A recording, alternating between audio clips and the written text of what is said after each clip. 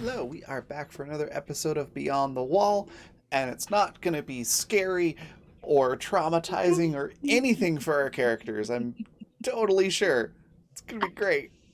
It's going to be fun. Before we dive into all that, though, I'm going to let everybody introduce themselves and talk a little bit about their characters. So starting top left, which is me for this one, I'm Raven. I'm the creative director for the Raven Evermore, which is my brand for all the various things that I do, mostly tabletop related. You can find all of my different links at my link tree, which I've thrown into chat. And then I play Mare, who is antisocial goth superhero type. Basically, if you had Raven and Scarecrow have a child and then grew up mentoring with Batman, it's kind of what you would get. Um, she's she's a lot of fun. Um, and I'm sure isn't gonna run into any fears at all. It'll be great. If anybody's wondering why I keep saying that, Yaz asked Costal what our characters' biggest fears were It's last being week. rich. My greatest fear was being rich, y'all. Oh, I should have gone with that one. Yeah. Anyways, Actually, though, because I'm terrified that I would become what I hate. That's a good one, yeah. That's fair. That's fair. Anyways, I've been joking a lot, but it's going to be a lot of fun. I'm excited to see what happens. And then before I pass it on, quick word on sponsors: Fundamental RPG and Intrepid. Fundamental RPG Second Edition just dropped earlier in the week, and you can grab a copy there at the link in chat. It's currently 20% off, so it's only $14.99 for the weekend. And for the digital version, and then the physical copy should be available for purchase here very soon. Just waiting on some formatting issues to be resolved, and then it'll be out there. And then Intrepid is adventuring gear for IRL. So if you like outdoor, athletic, or casual wear with a tabletop theme, that is a thing too that's really cool.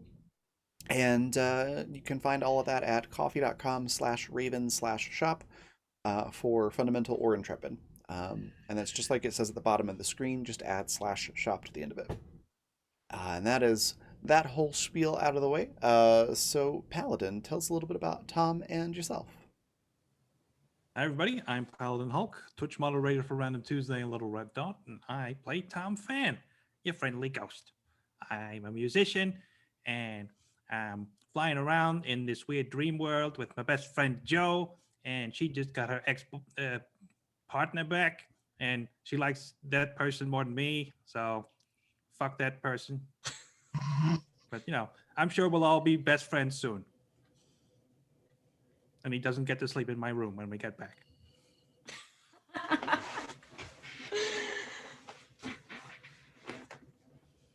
Fantastic. Next we've got Anina. Tell us a little bit about Faye and yourself. I am Anina Kasky. I'm a actor and writer. I have a YouTube channel for comedy sketches, comedic monologues, and also some short films in a dark drama web series. So check that out. It's called The Awkward Actress, and I shall pop a link into the chat. I play Felier, the archangel of all animals, and her mission is to make sure that Mare, played by Raven, completes her mission, and I can control animalistic powers. Also, she doesn't really quite get humans. Or Fair. combat. She's working on it. Oh, Working on it. low blow. Next, we've got Hannah. Tell us a little bit about Joe and yourself. Hi, I'm Hannah, part-time human, and I will be playing Joe today, who is the only person in this group without magic powers of some variety. And I have recently been reunited with my childhood best friend, who I may or may not have accidentally left in the dream world before. Who knows? And I will be feeling bad for Joe's actions, probably. All right. And then last but not least, Yaz, tell us a little bit about yourself and this wonderful world. I ask right as you're about to take a drink. With an intrepid mug. Yeah. My name is Yaz. I am a visual storyteller and an illustrator. I'll pop I have a lot of projects going on right now, including finishing. I am in the last couple of days of finishing the art for Beyond the Wall, the comic book, which this is based on. I'll pop my link in there in case you're interested. Oh, I spelled that wrong. My bad. In case you're interested in anything else that I do. And let me tell you about this awesome world that we've been playing in. I can't believe that we're halfway through this game. This is Beyond the Wall. It is a surreal world where dreams have kind of slipped through the veil of reality. And last time our players encountered Medusa and some other terrifying monsters, and have all just been rapidly sucked into an eldritch portal by black tentacles, like grabbing onto them and pulling them into this, because Mao is not very good at what she does. So that sets the tone for where we're starting today. All of you are being have just been picked up either by ankles or wrists or waists and dragged into this inky jet black portal that kind of slurps as you pass through it. And Oh, good, my favorite. at first there's nothing. It's just darkness. You can hear each other. You can still kind of see the dim light of each other from the light of the portal, but as the portal falls further and further away from you, you're having a harder and harder time seeing each other. Do you grab onto each other? Are you more concerned with the tentacles wrapped around you? I believe that Joe was already holding on to Asher, I'll so try and grab Mare if I can. Yeah. Meryl try to grab Mao. I'll look around for Tom, because he's still nearby, right? Yes. I give off a faint glow, so maybe you can see me.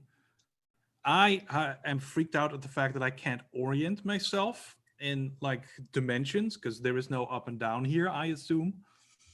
So As correct. and that's how like I don't obey gravity anyway, so that's really fucked me up. And I'll be very surprised that this tentacle is grabbing me because that's also a rare occurrence. So I'm just trying to get free again and panicking. Tom, over here, buddy. I'll Grab try to there. grab you, but since I'm a ghost, I can't. So my hand goes right through your hand. Right. Aw. I can't believe I forgot that. It's the thought that counts. So Mare, Mao, and Faye are together. Joe, Tom Fan, and Asher are mostly together as you guys are quite literally flung into this void of darkness. Yeet. The tentacles let you go, and for what feels like way too long of a moment, you guys are just sort of floating and spinning, very akin to debris in space. And then there is this terrible shrieking sound as a fissure opens up and drags you both into, or drags both groups into the fissure and drops you into this town. Kind of like a Midwest, quiet, sleepy farm town. And real quick, I'm just gonna roll to see if you guys stay together. Yay. Separated by 100 years. You do not Never stay split together. the party. Uh-oh. Never split the party. Farewell, dorks. As you're literally plummeting towards this town, kind of cartoon style. And in the moments that you are still suspended in the air falling, you do make out that there are small homes closer, a single home out in a field between you and the woods. And what looks like to be a grocery store, a small bar, a cafe, like a breakfast place, real estate, offices, but not really much more than that. That is a lot of detail to get while we're falling to our deaths. You guys hit the ground. You do not sustain any damage. You kind of come out of it as like a superhero landing. And the first thing that both groups you are going to notice is that this town is unearthly quiet. You cannot hear anything. You can't even hear the sound of your own breathing or your own heartbeats. Right. Remind me, who Except are the two for groups? Tom. Joe, Tom, and Asher, and then Faye, Mare, and Mao. Joe, Tom, and Asher are closer in town. Mare, Faye, and Mao are just outside of town. Okay. Do we see the other group? You cannot see the other group. You did not see them when you fell either. What happened to the tentacles? They spit you out and disappeared. You okay? Weirdly, yes, for having fallen a ridiculous height from a ridiculous height. What about you, newbie? Asher's just like, what the fuck just happened? Well, I feel like Mao has some pulled us explaining. through a portal thingy. So now we're in a different world again.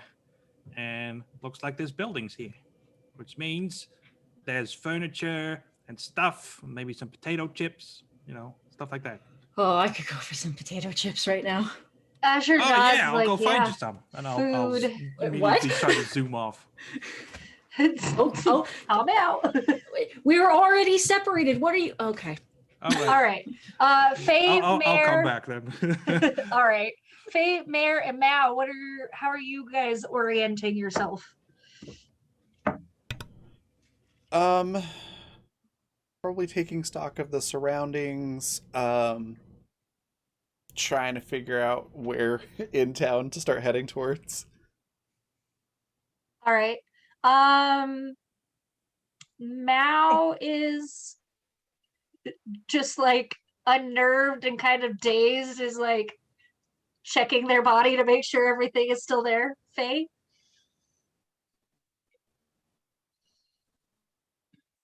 What is Are Faye? you okay? Oh. Yeah. I think, there we go. Now you're not frozen. You're just... Nope, you're frozen again. Can you? Oh no. I think we heard the Can you hear of me? the can you hear. Yeah, there we go. Now we got the full can you hear me? Yes. There we go. A little bit of a Can't- rejig. Matt, are you okay? Camera's still wonky, but we can hear you. Yeah, Mare just sort of looks around and is like, I think so. All the bits are here and where they're supposed to be, so I think it's fine.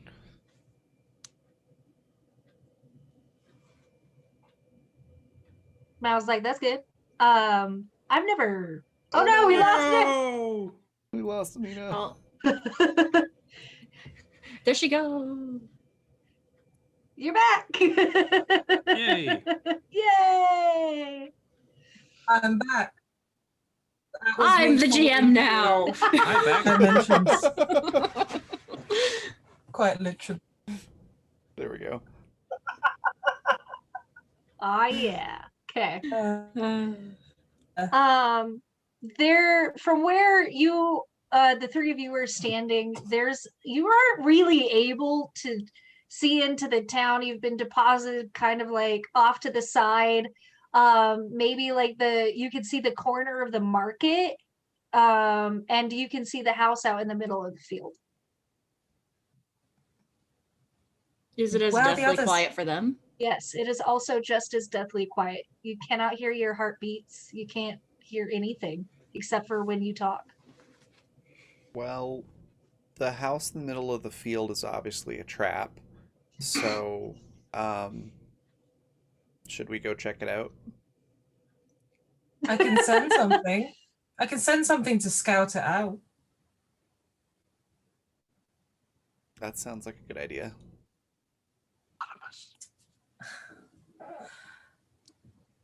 Because I shall send a fox again. Yay! Yay! My I really favorite. love the fox. Foxes are cool. But I'll send it. I'll keep most of myself. I'll keep in one place, and then just a little fox will appear from my chest. All right. So your fox heads towards this house. We'll come back to the fox in a moment. Do you guys stay in one spot meanwhile? Probably. Okay. We'll go back to Joe and Tom and Asher. Asher. Sorry. All right, I picked a weird name. It's okay. I really Asher's like not the a weird name. name. It's a completely normal name. You're right. I It's just very have good. memory problems this week. Is it me or is it like really quiet here? Yeah, like can I feel my own heartbeat You can still? feel your own heartbeat, but you cannot hear it. You know, like when the tinnitus kicks in and you can usually hear like the ba-dump with the ee sound. Ugh. There's none of that. Nothing. You can't, like, when you make a step, you can't even hear the atmosphere of your step. But are we hearing each other talk normally? Yes. Interesting. How's Asher looking emotionally? A little queasy, a little unsure, and maybe probably way too numb for their own good. I feel like I should make a roll for this. I'm gonna make a roll. I'm gonna read a bad situation because it's not good. That's a good call. Oh Level no. Hey, level up. Yeah, sorry, everything seems fairly okay. Oh, I could give you Alright. false information. I shouldn't tell you that. Oh, that is false. They can't possibly be okay. Yeah. Good. Yes. You know, No, wait, I could bluff. For all the things that you've encountered in this world, this is not the weirdest one. So it doesn't really. One time a doesn't hill really became a seem grass strange. snake. And my watch turned Yeah. into a door. I understand that there's a lot of weird shit. I'm not talking about like the tentacle portal thing. Mhm. I'm talking about the stuff that happened to Asher right before all that in the Oh, I last gotcha. episode. Oh, the Which is, horrible like, gaslighting manipulation. Massive trauma and Just horrible fine. stuff. And they seem fine, I guess. Yeah. Okay. Like, huh. No, Asher's just quiet. yeah, you seem very put together after all that, mess and then the tentacle grabbing. Good job. Yeah. Yeah, what? I'm fine. Let's just find those potato chips you were talking about. Oh yeah. Actually, speaking of finding things, has anyone else noticed that there are 3 of us? Yeah, I don't see the others, but they're probably around here somewhere. Right? Mare! You start calling. Can I have you? I guess I'll have Mare and Faye both roll sharp for me. Faye, this will include for your fox who's running towards the house too. Is it a good Ooh. idea to start yelling? Joe doesn't care. Joe has no more fear anymore. Fear is gone. Asher is here. Fear is gone.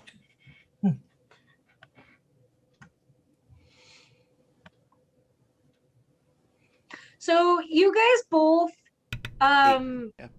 you both can kind of hear very distantly somebody shouting, but you are unable to hear what they are shouting or why they are shouting. And Faye, as your fox gets closer and closer to the house, your first tip off that something strange is going on is that this whole city seems to be covered in a thick layer of fog. And this house, that fog doesn't seem to be permeating the threshold of this house that's out in the middle of nowhere, and it seems to be a very pretty garden. And from the forest beyond it, you can see from where you are, what looks like white snow kind of billowing out from between the trees.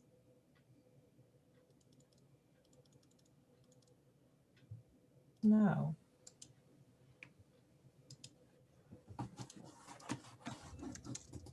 Oh no. Can snow. I peek into the little cottage house? Yes, you can. There's when you cross that threshold, that sound barrier that you were experiencing earlier alleviates, and everything seems to be very full of life. There's bees buzzing in the garden.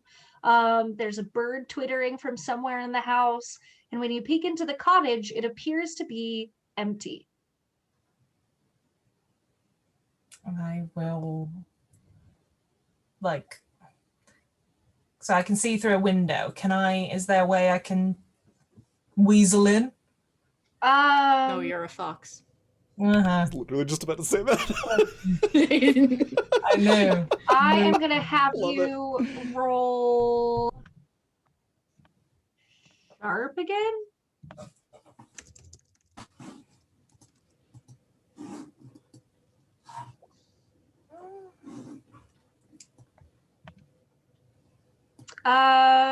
You are able to find what looks like to be like a very weak part of the house, that you're able to kind of pry the pieces apart and slip in.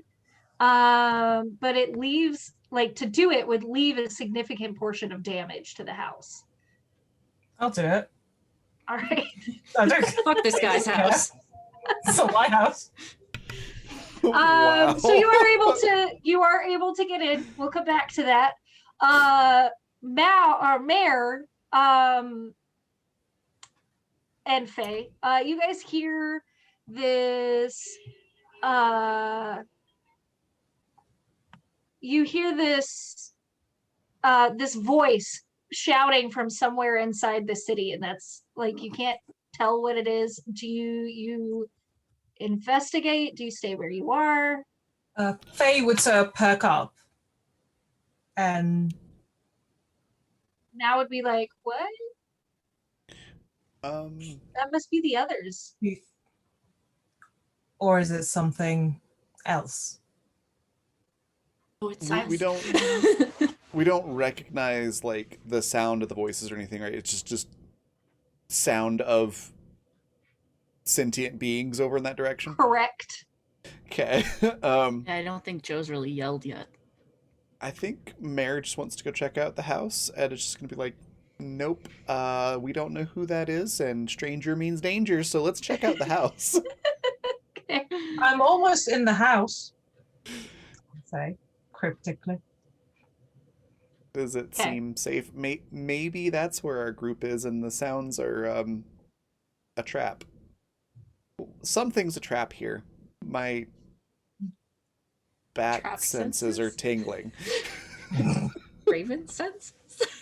Sure. I literally My have no poker face, guys. That's okay. You can just be like Jay whenever they play Resistance and just be like, maybe I'm a spy every time. Always be suspicious. So bad at that. The Garrick approach to being a spy. If I'm suspicious all the time, how will you know when it's real? So you guys are sticking with the house. Let's go back to Tom and Joe And Asher. and Asher. Asher's there, but Asher's like. Yep. Totally fine. I would like to know that Asher will not let Joe go. Asher has fixated a hand into Joe's sleeve and is not letting go of Joe at all. I mean, realistically, we're just going to be holding hands. Okay. I mean, I am not to gonna- give the GM horrible ideas, but I think it would be really funny if at some point Asher just turns into a literal cardboard cutout of Asher. That's a great That's what was- idea. Yeah, that's what was going through my head as like everybody was like, "Oh Okay. yeah, and Asher's just sort of here." Oh, I have that's, a plan for Asher. that's though. Mao. We can forget about Mao because that's her superpower. We can't forget about Asher. So I, being a little disturbed by the quiet, will play an ironic, funny version of Sounds of Silence. Excellent. Excellent. I Should love we- Tom. Then I'm just gonna float in front of the two of them and like, you know, Ukulele. try to make it a mood. Okay. Paladin, can I have you roll sharp for me? My best Yay! stat. There's, Time to some- level up again, y'all. there's something near you guys. There's something near you. Beat ska version of Sound of Guess Silence. I figured it out. Nice. You With you your brain notice fixating on the music, that you can. the music doesn't carry any kind of reverb at first. Like the music sounds very flat. But the longer you play, you begin to notice that there is a little bit of like it seems to be gaining momentum as you're doing it, and the music does make you feel a little better, and even Asher relaxes just a little bit. That's what Sounds of Silence does. Makes everybody where- happy. Such a happy song. Right? Where do you go to look for snacks? Here's the house. You said there was like a grocery store, right? Yes, there's a grocery store. There's also a tavern or a pub kind of place, and a coffee shop or a breakfast diner. Is that where the party meets up at a tavern?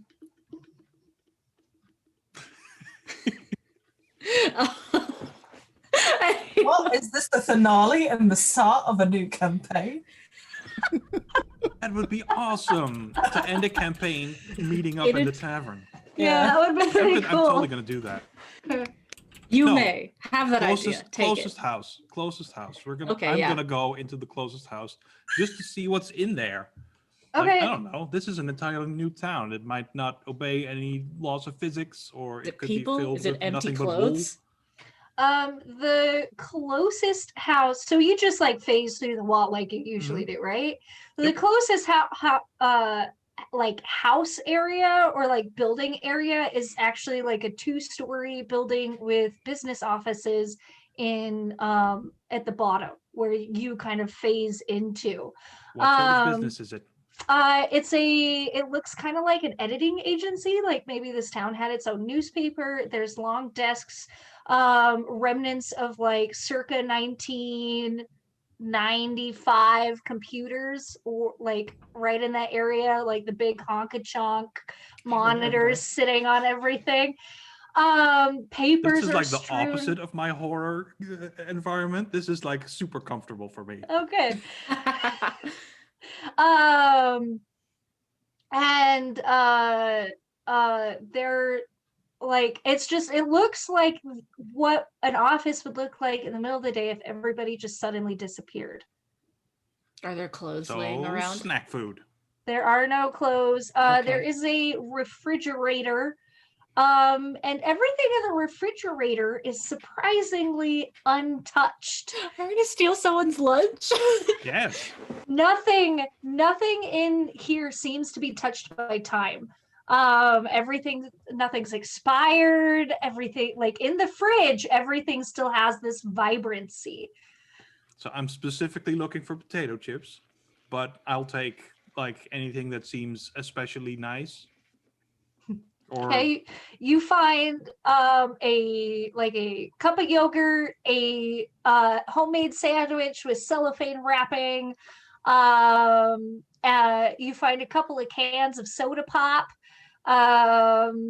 You do find a small bag of Funyuns. close enough. And that's what you gather from this work day. Yep. I will appear with my arms empty outside. And damn it. And I'll go back inside to pick up all the items that I can't face through the wall. So can I have you roll sharp again? Oh no, is this another fleshy food situation? Fleshy fun times. Meanwhile, I'll use my experience to increase my sharp because that seems good. I'm rolling it so much now, why not? You're adjusting to this crazy world, Yep. becoming more perceptive. No. I know exactly what's going No on. perception for you. So you appear outside for this very moment, and it doesn't occur to you that anything has changed. Immediately you're like, oh, the food didn't come back with me, and you get back. You have to go back and get your food. I assume you go through the front door to carry your food out. Well, first I go through the wall again. Of Then course. I'm gonna gather the food. I'm gonna go through the front door and awkwardly try to hold it all, which is difficult. And just then gonna open the try to front open door the for you. door. I don't know if it's I'm gonna help It's you. not locked. okay. Awkward encounter later. I'll be like, this is what I got. So It's you food. you And turn there's the some Funyuns. corner. You turn the corner and nobody's there. Oh no, where am I? Huh. This is not good. No, Tom. I'm just gonna stand there, really shocked. Hello? Joe? I'm just gonna stand there, and then I'm gonna like pace a little, go in one direction, and go in the other one. Hello? All you see is this very, very foggy city. You can't see anybody. It's almost like you were never with anybody to begin with. Dying over here. Oh. Everything's gonna be fine. So let's hop back to Joe and Asher real quick. Joe and Asher, you guys haven't moved at all, and time passes, and Tom hasn't returned. He does not usually take this long. What do you do? I mean, I guess we should probably go in and check on him. Maybe if there's something. Can ghosts get trapped? Whole Shall movie we? about it. Go in? Yeah, let's go take a look, Asher says, kind of coming around. And We'll go in the building.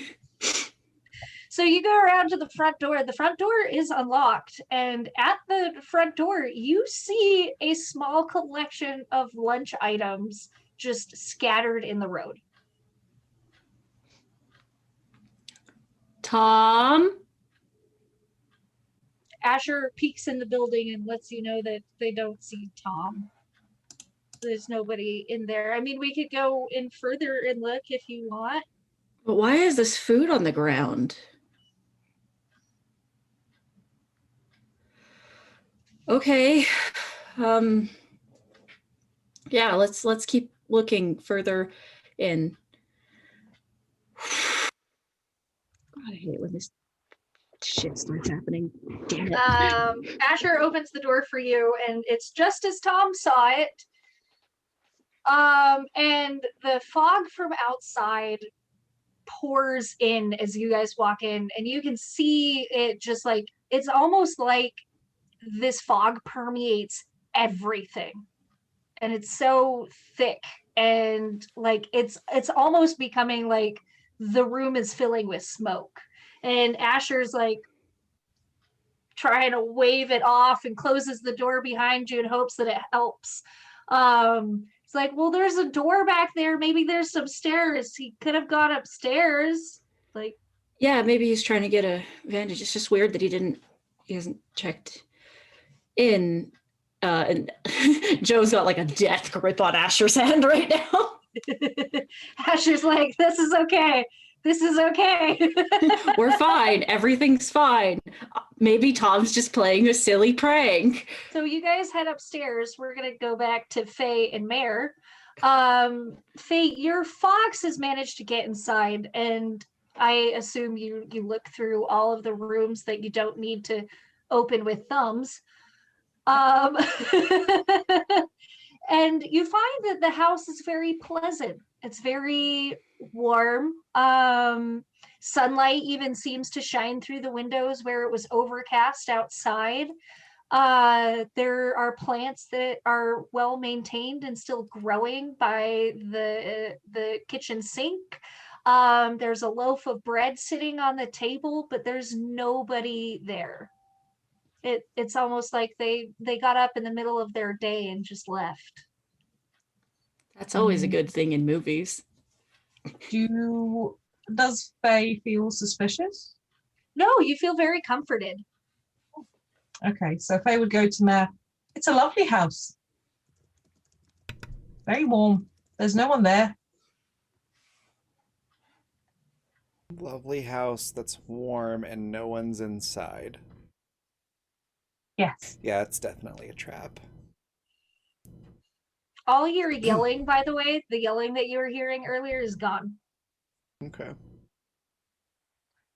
Should we go the other way and find the others? I mean, if there's nobody in the house, then I guess it's probably not where our friends are, so I guess we should try to find them in the town, maybe? And we can't even find ourselves right now. Yeah. Let's go. And guess we just turn the other way. Raven's starts super curious about the whistling. house. Mary's like, nope, trap, I'm out. Mao starts whistling as you guys walk into the city, and you're kind of just like dun dun dun dun dun dun. And the city is just as nothing really changes as you walk into it. There's a grocery store very close to you. Do you call out? What do you do to try and locate your peoples? Can I swap my fox for a bird of some sort? Yes, you may. Okay, I'll try and send a bird. Like I don't know. What's a palm-sized? A crow. We'll send a crow. All right. Try and scout, see if I see anything. See All them. right, I'm gonna have you roll sharp again.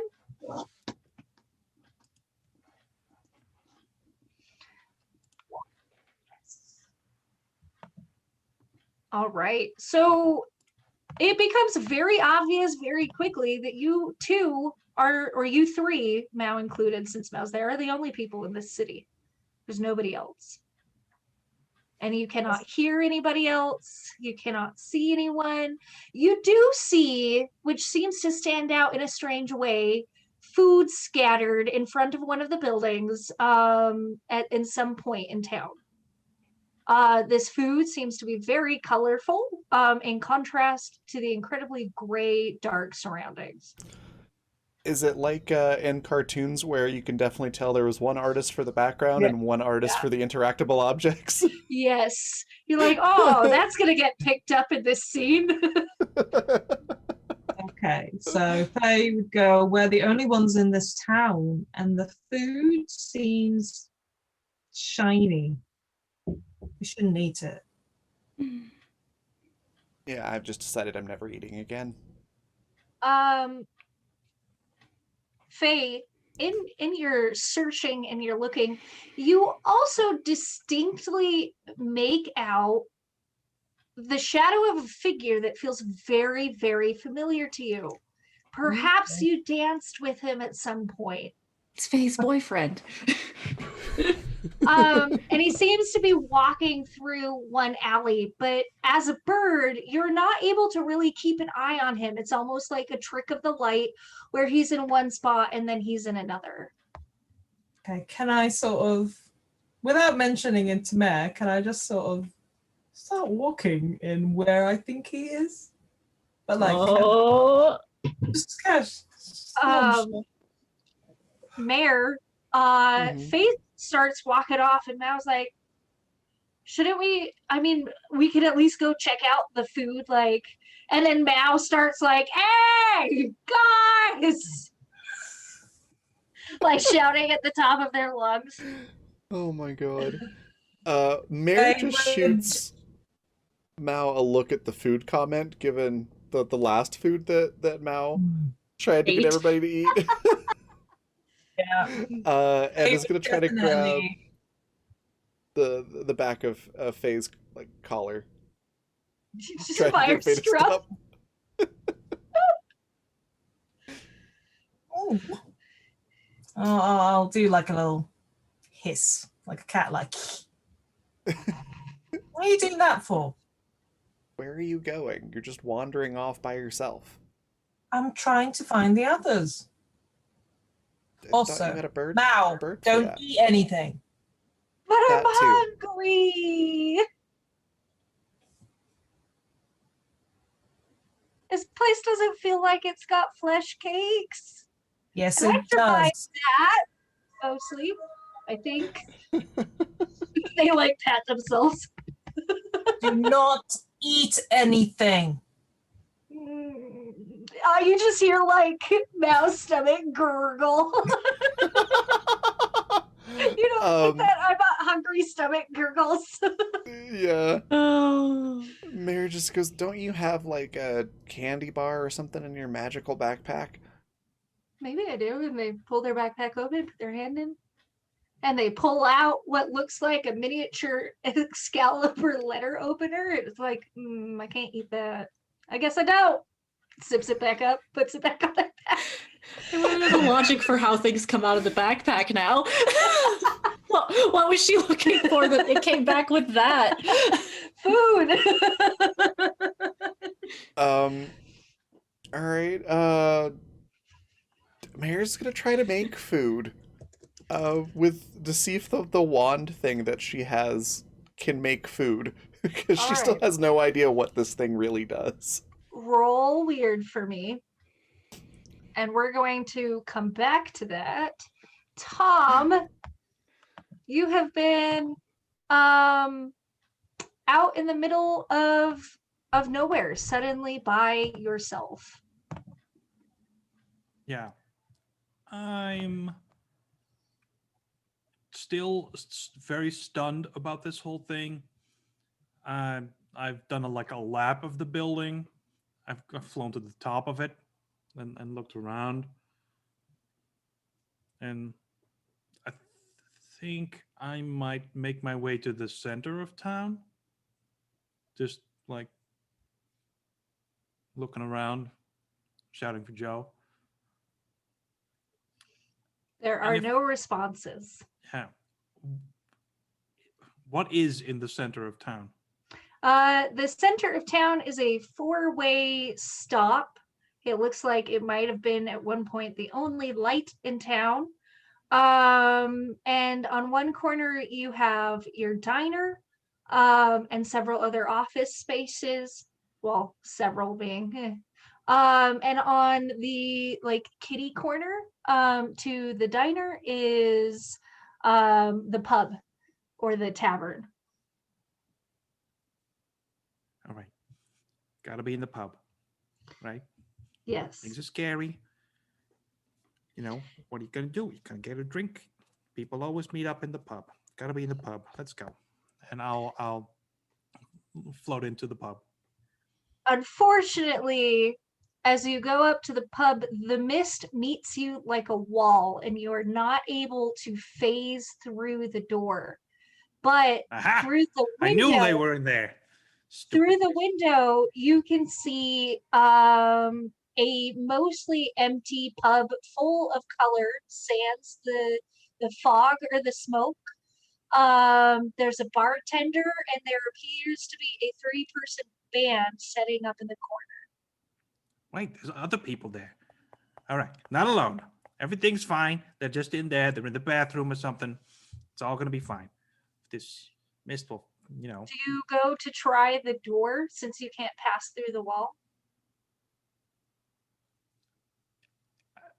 No, I think I'll keep trying a little to go through the wall since that's normal for me. Right. And if it doesn't work, I'll try to attack the mist and see if that does anything. Okay. And if it doesn't, I'll be like, I'll try to throw a rock at the window. None of your efforts seem to yield any results. Well, poop. We're gonna hop to, while you think about that one, we're gonna hop to Hannah or Joe and Asher. I assume Joe is the one that is leading the excursion because Asher's just like la-di-da-di-da. I imagine we're both kind of like haltingly looking around, but probably Joe's pulling a little bit more. And kind of as you go, I'm being like, Tom. So you guys are able to get upstairs, and the upstairs looks like a quiet studio apartment.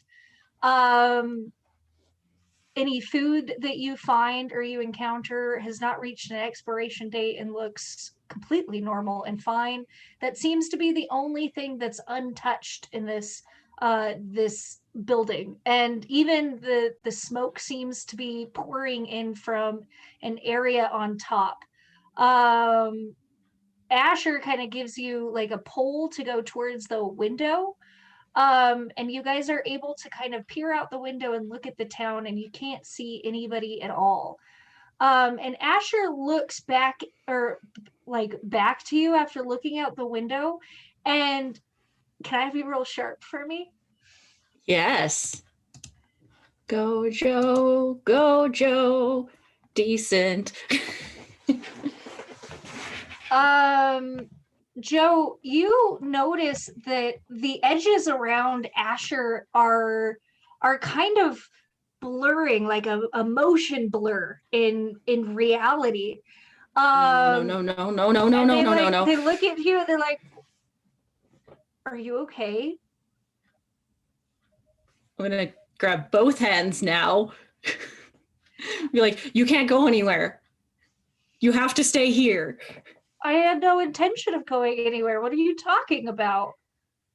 And as they're talking and you're trying to hold on to them, that motion blur gets worse and worse.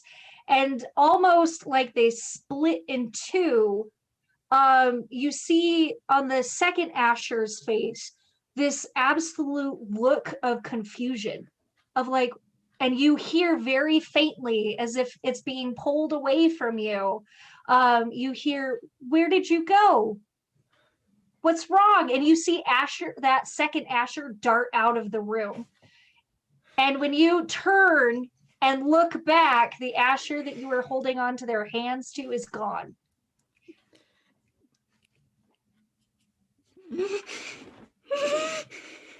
I'm gonna bolt after where Asher went. Okay. Let's go back to Faye and Mare and Mal. Faye, you have just been deterred from going and seeking this dashing gentleman that you had a midnight dance with. She sulks, and it's the first time she sulks. She's just like, she looks slightly like a very disgruntled squirrel. That's adorable. Love that. Mare, you've pulled out your wand and you cast your magic to make food. That's what your intention was, right? Yep, bibbity boppity food. We could have just turned back when we got the wand. So you do this, and in your hand, this plate. What kind of food do you consider? Like, if you could have any food that you had pulled up or thought of in that very moment, what would it be? Shepherd's pie. Oh, good choice. This is the most beautiful shepherd's pie that you've seen. Abs like steaming in this area, and like the smell just hits you for a moment. But unfortunately, the shepherd's pie begins to become translucent, and that steam that was pouring out of it falls back to the shepherd's pie until it goes poof and rolls off the plate that you're now holding, which is empty. And unfortunately, that smell is gone with it. And you just hear gurgle, gurgle, gurgle from Mal, who's just like, oh. Like they literally have drool dripping out from between their mouths. I love that so much. Faye's just gonna conjure a fish that's still flapping and go, Oh, you're not going to throw it at her this time? Mal takes the fish, and you can kind of just see, like, she just has some heartache. But without, like, any complaint, she just, into the fish. Eats it raw. It's too big to eat raw. Yeah. It's still alive! It's just, Also like, that, wriggling yes, between also her, that. like, between her Oh, teeth as she tries to You wriggle. haven't even descaled it! No! Mal's This is how you can hungry. tell it's a horror game. Mare's going No. to make the I'm about to vomit motions and turn away. normal. Faye's just like, that's how you eat fish? Yeah, it is. So, Mare, you turn away from Mao. Is that correct? Yeah, No! unfortunately. Do you also turn away from Faye, who I assume is standing next to Mao? I kind of assumed Mare was turning towards Faye away from Mao. Okay. And Faye, you're looking at Mao, right? Well, yeah, I would have just had Okay. it. We need to keep the triangle sight up. Everyone look at each other. But Mare is making a terrible gagging noise. Like Okay, I will. What's going on? At that, Faye would turn at that and go, we need to find the others. Okay? Do you need a fish?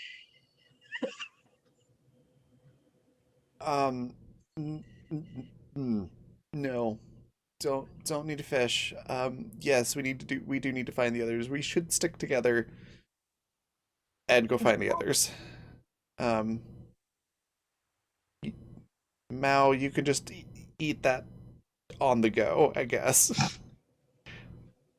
All you hear when you respond back to Mao is the sound of the fish hitting the pavement. I think Uh. Mare just like turns around and just like, what the actual fuck? Faye's gonna go ready into combat mode, like sharp talons.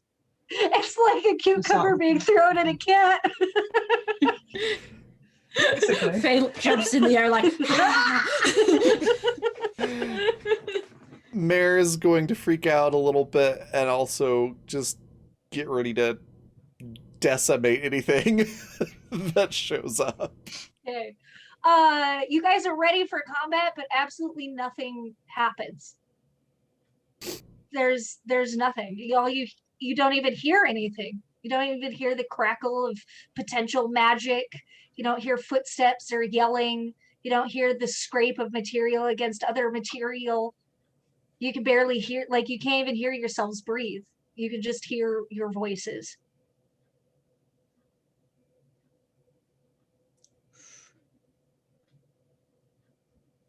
We must find her this way. And I sort of grab Mare's hand and I start going to where I was originally going.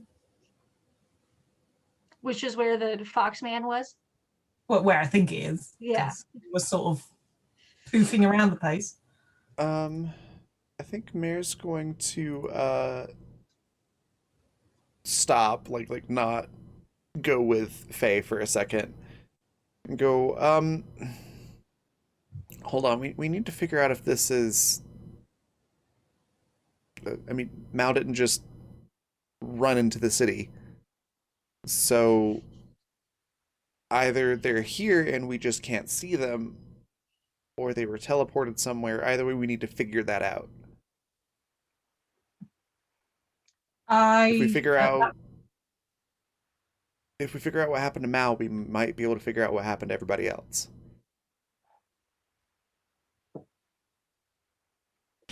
I Yes. shall get my runes out. Wants to meet her Get my boyfriend. runes out because I'm clueless. Oh, Okay, sorry. we're gonna come back to your runes. Oh, runes. Gotcha. I didn't catch the part. Mare You wants may to try cast- to dispel magic. Okay, so both of you, I believe that's weird for dispel magic, and Nina weird for casting your runes, unless you want to talk to the big guy. But let's hop back to Tom. Okay. Tom, everything that you have tried to do to get into the tavern has not been successful at all. Okay. And I will try to get the attention of the people inside because you told me there were people. I don't know if they're frozen or are they moving. nope, they're moving around. They seem to be working and acting in real time. Awesome. I'm going to try to make a ghostly foghorn and blow it. You are able to make a ghostly foghorn and you blow it deafeningly loud. Like so loud that your ghostly eardrums kind of ache a little bit, but nobody seems nonplussed from the other side. Like somebody Come even on, walks past it's the so window, loud. doesn't notice anything. Damn it. I'm going to try and look for something that I can use to break the windows for real. Like, I don't know what happened when I threw the rock at it, but obviously the solution is to scale up. Nothing seemed to happen when you threw the rock at it, so that seems like a very valid next step. And this pub has really strong windows. What kind of thing do you find to throw at it? Well, my first thought is that there's a car somewhere and I'm just going to drive it at the wall. There is abandoned cars frequently here. Do you know how to hotwire a car? He's a ghost. Maybe. Just possess it. How hard could it be? Possesses the I car. mean, you did have a fairly shady mortal life, so Excuse me. Just because I did a little bit of drugs, I'm not just some criminal. You know, I mean, drugs are illegal, so I am a criminal. But, you know, it's different. maybe I have like I've probably seen one of my friends do it. So All now right. I'm like, okay, I remember how this goes. You open this thing, and then there's a bunch of wires, and then I think you cut some, and then you mash them together. You want to roll. What am I going to make you roll for that? Sharp think seems like sharp, the thing, yeah. but y'all, I've made you roll sharp for literally No, that's fine. everything. I just leveled the thing up, so All right, roll sharp then. No. Unfortunately, it does not work. Actually, the car sort of sparks in your hand, like the wires that you're trying to put together, like it sparks and jumps at you. And like it spooks you, like the kind of recoil spooking that a car might launch. I don't know. I'm My confused. words. It's okay. My words just like literally failed me. It's fine. You get a larger than normal spark from the two wires that you try to put together to start the car, and it spooks you. Okay, yeah, okay. Maybe not that one. Maybe it's harder than it looks. I don't know. I'll just find something else. There are all kinds of objects and items you can Shopping virtually cart. find. Yep, you can find it. Hardwiring this should be easy, and I'll just take it and like push it at speed towards the window. It hits this wall of fog, and the contact point darkens a little bit, and the shopping cart rebounds back at you. Huh. As the cart bounces through me. Yes. I'm just gonna grab like some pebbles and see if there's a weak point anywhere on the building. Ooh. You take time to do that. We'll come back to that. Joe is now absolutely and miserably alone in this city. So I ran to try and follow wherever Asher went. Once you get to the door of this studio apartment where it goes back downstairs, you can't see any sign of Asher anywhere. You go, I assume, back outside, or Yeah, I'll run downstairs. so you get back downstairs, and the fog is so thick where you are that your hand, you can barely see your hand in front of your own face. Okay, we're gonna take out the flashlight, and maybe that will help. So I take out my flashlight.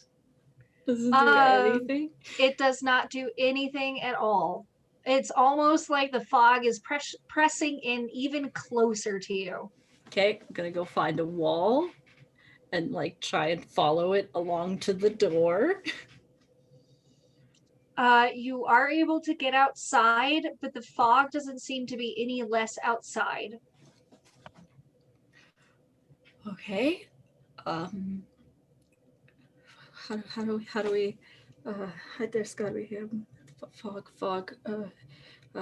And Joe at this point has probably curled into a little ball next to the like shop window and is just like desperately trying to think of a way to dispel fog.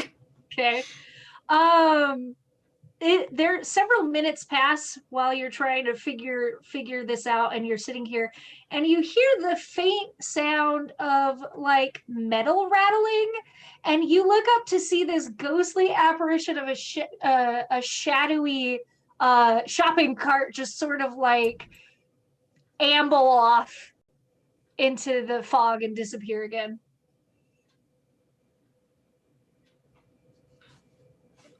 Okay, noises are still happening. And Joe takes out her shotgun. Oh no. And I'm gonna shoot straight into the air. Okay. You fire this round off straight into the air, and it is absolutely deafening to you. To you, there is no reason why anybody wouldn't be able to hear it. but nobody responds. Okay. Nightmares. This is just a weird. None of this makes sense, but I can feel a real. Maybe the fog isn't real. Maybe out of the town is better. And Joe is going to stand up and start trying to follow buildings out of town. All right. We'll come back to you. Mare and Faye, you've both focused in on your magic to try and figure out, like, to push this away. And for Mare, what is your intention with casting this dispel? Basically, Mare's trying to determine if Mao is still there and just hidden, essentially. Is this something that is making Mao like just an illusion that's covering up the fact that they're there, or is it making them, like, to borrow a Star Trek ism, slightly out of phase, and that's why we can't see each other, or something like that. Just trying to figure out if it's a magical illusion or effect like that. So you cast your magic, and because of whatever is holding this area down, you're only able to get a moment of a glimpse of what is there. And you can see everybody. You could see Joe, like for just a moment, trying to follow these windows, these buildings. You can see Tom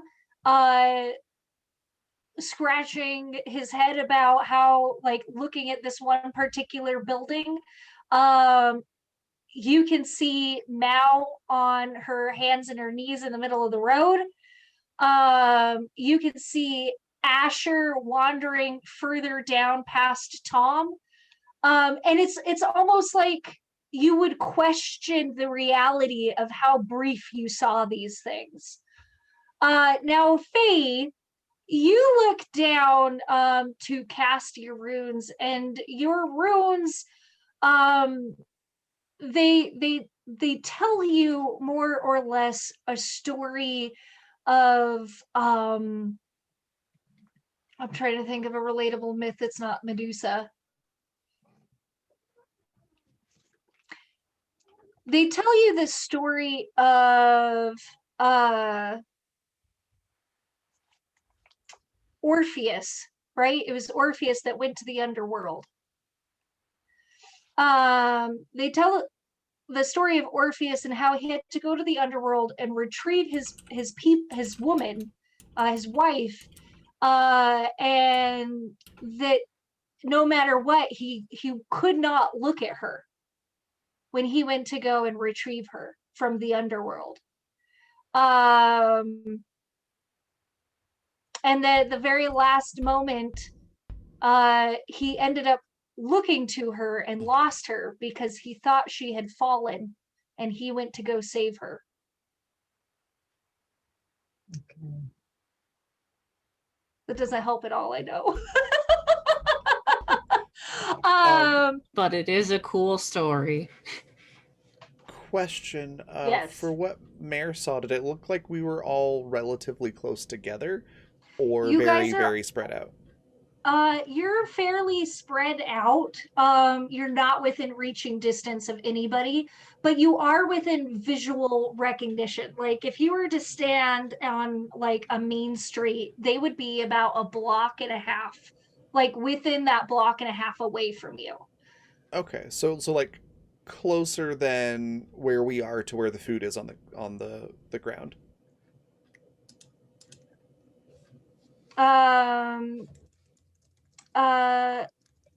So the food on the ground is probably about 20 yards away from you. Joe is probably 25 yards away from you. She's just started making her way away from that area. Okay. Paladin's much further from you, and then Asher, sorry, tease today. Asher is past Paladin. Okay. So, Mal is somewhere close-ish to you. Mare sort of takes all that in and goes, okay. Now Mare has some sort of spatial awareness of what's real and what's not real in her head. Okay. Figuring like, okay, so we're all in the same area. It's just Mare's just sort of assuming that we're in out of phase. It's a good way to put it. And is trying to figure out how to deal with that. Faye, what do you do with the information that you've received from your stones? Well, I'd look at Mare and go, it's something to do with seeing them or not seeing them. When you look up to Mare, all you see is the little swish of her cape as she disappears too. I sort of paw where I thought where I last saw her. You do not Is she feel there? anything. You don't see anything. She is virtually vanished to you. Okay, so I freak out. As much as an angel will freak out, I'm a bit like, God. I'm going to do Boss from Beyond. Okay. She's panicking. All right, roll for it. Roll boss for Beyond. Oh god, my mission just disappeared. Boss! Okay. All right. We're hanging by threads here. So you freak out and reach out to your boss from beyond. Yeah. Your boss from beyond gives you a sense of peace, just briefly, just enough to rationalize what's going on. That nobody's really gone. This is the dream world. They're there. They're lucid dreamers. They have experience with it. They'll be fine. Okay. Fine. And you get your words, mother of God. You receive a vision with this. Your god, that same built of energy and stardust, horned creature, bends down and offers you a pomegranate and a pint of beer, and puts them in your hands. The pomegranate kind of seems to fade in and out of reality as it's sitting in your palm, just the same way that Mare did, right in front of your eyes, but it comes back. And in the other hand, your pint of beer, when you kind of like lift it up, you can see the reflection of a pub or a tavern in the bubbles of the beer. Yeah. So I'm gonna tuck the pomegranate into my wrist pocket. I'm gonna keep hold of the pint of beer and go towards where I think this tavern is. Go towards the reflection. Yeah. All right. So Mare. I think the Sorry, what solution was that? here is clearly that we all have to be drunk in order to see each other. That's what I took away from this. Can angels get drunk? We'll find out. That might actually be Chug, the chug, solution. chug. Mare, Yeah. you hear your name called very briefly by Faye, and then you turn around, Faye is gone. Okay. Um, I think Mare is starting to have like that feeling of panic sort of clawing at the back of her mind. Um, but is kind of, at least for the moment, sort of in that mindset of like, okay, I've trained for this. I've already established that they're not actually gone. They're just we're just inaccessible to each other. And is starting to try to figure out, or yeah, trying to figure out how to deal with it. Um, and is not going to move. So staying in the same spot so she doesn't get lost, or just in case that's a part of it, is you have to be in the same spot to get back to where you were. And I just need to look at something real quick.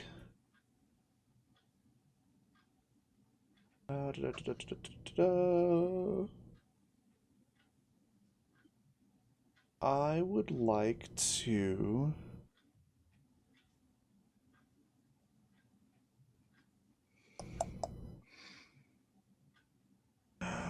Wait a minute. I can. Oh no, never mind. That's not what I'm looking for.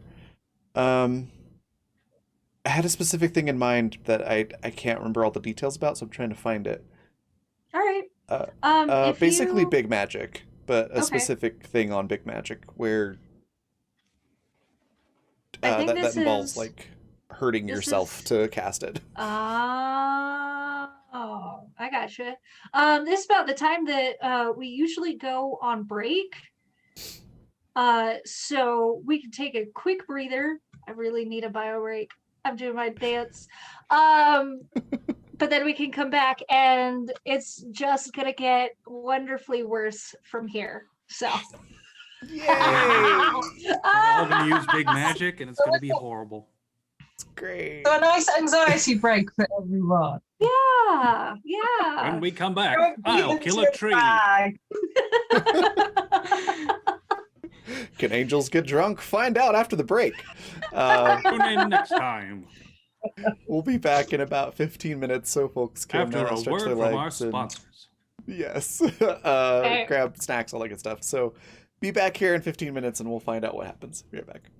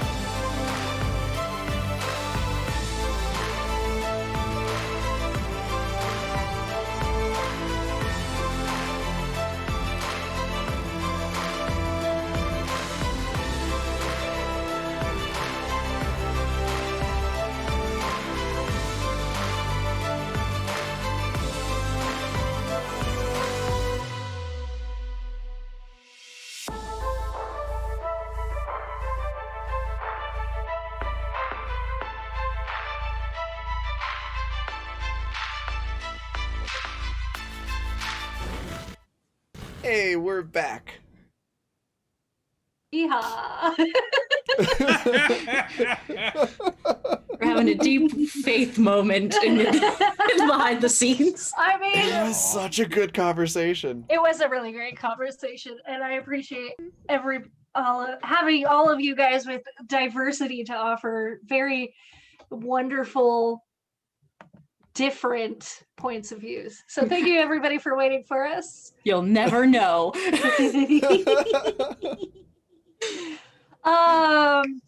When we last left our party, everybody had eventually slipped off center.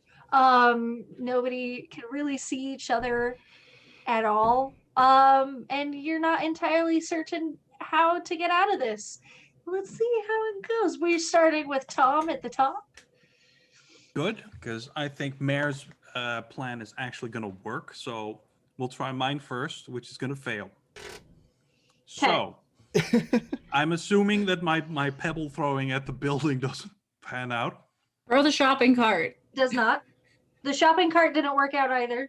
Sadly. So we've tried several things now. And at this point, I get frustrated. I'll just try to zip at the building again and try to just push through. That doesn't work. And at that point, I'll be really angry. Like, how dare this building frustrate me so? I'm going to look around and see if there's a tree. Because I was not lying. I'm going to off this tree. Fuck this tree. Oh no. There, you can see kind of off from the main road, and that center intersection that you were at. You can see kind of down the y-axis of that. If you're standing on the x-axis, you can see like a small city park, and you see trees sitting there. Cool. I Be in zip for trees. the biggest one, Mhm. and I'm gonna just push my hands into this thing and just suck out all the power. All right. And this is gonna be my big magic. Okay. So I'm gonna take everything I can out of this tree, and then try to, now that I'm powered up, push through the building again, and this time not give up. Okay. Roll big magic for me. And we're assuming that the tree is your sacrifice. Whether it wants to or not. Oh, there's no different rule, so I guess let's just use magic. It's just weird. It's just use magic with more bad. Big oomph. Once There's more worse feeling consequences. best. Well done. So Tom's not a tree hugger then, I take it. No. This also ties into his backstory a tiny bit. This is not something he does a lot, this kind of thing, Mhm. but it does work. Okay. So that roll for 11 was yours, right? Yes. Okay. You are very effective at drawing and changing the energy and putting it where you want it to be. You can All right, so describe how that this is and what you do tree with it. just immediately starts to die and become like a husk of what it used to be. And, branches fall off, the leaves fall off, and it's super dead, yo. And you can probably see like that there's an effect to Tom's physicality. Like maybe there's a subtle lighting difference. And then I just zoom right at the building. And I was thinking he just got slam really into buff. it. And then I'm going to keep pushing and trying to do the same thing to the building, but I can't. So what happens when you do that is you do actually break through the wall for just a moment, but it's like pushing through an elastic, and that fog has wrapped around you and it begins to coalesce at the sharpest point. Like if you were to bend reality, you could if you could just puncture a hole, you would make it through. But this fog has come together and knits itself around you. And as you're pushing and using every last ounce of that energy that you drew from the tree just to fight through it, and for just a moment you can feel your fingertips moving through this force field or whatever it is for just a second before the fog turns into thousands of hands that grab and grip you and throw you back into your world. And you are launched across the street and into another building. The recoil force of that is so strong. You do not sustain any harm from it. Right. Because I of how zip right through the cactus display into the second part of the store, which is a mattress store. It sells cactuses Yes. and mattresses. Yes. Yes. But those hands that grabbed and launched you have now all turned into figures, and now they stand as the barrier around the tavern. Can I have you roll sharp for me before we transition to the other people? I am loving this Looney Tunes describe logic. once again what this looks like now. They're the fog is people. What? Yeah, the fog around the pub has become a chain of black shadows, of humanoid shadows. Oh no. Tom. This is not my friend. He's so distraught. You're able to see. I'm going to take some liberties here because this is where the fear part of it starts coming in. You're able to see this just for a moment, but the thing that occupies your vigilance is the room that you seem to have been flung into is unnervingly familiar. And you would recognize this as a room that you've spent the majority of your life in. And it lacks color, but no elements are missing. Everything is exactly as you left it before you walked out of that apartment. Oh God, it's the apartment. It's the apartment. This is the 90210. Oh God. Tom, backstory time? Oh no. Oh no. Oh no. I feel like this needs to be that can't do it because copyright, but that oh no no no Oh, no no song. yes. Just imagine piano, everyone. So Proceed, we'll DMCA. let you think about that for a moment. Just stew in that for a second. Yeah. Let's go I have back a Bare to Naked Hannah. Ladies song stuck in my head. Hannah. I mean, not Hannah, but Joe. Sorry. Jana. Jana! I watched way too much Star vs. the Forces of Evil. Jana's my favorite character. Anyways, Joe, you have made it to an intersection. You don't really know your spatial referencing. You just know that the buildings have stopped moving in that direction. And it's only safe to say that it's likely an intersection. This is a pretty small town. Maybe if we turn, I could keep going. And Joe turns the corner. So you turn away from the intersection, correct? Yep. All right. Hi, As everyone. bye, Joe says. Joe, as you're going along, can I have you roll cool for me?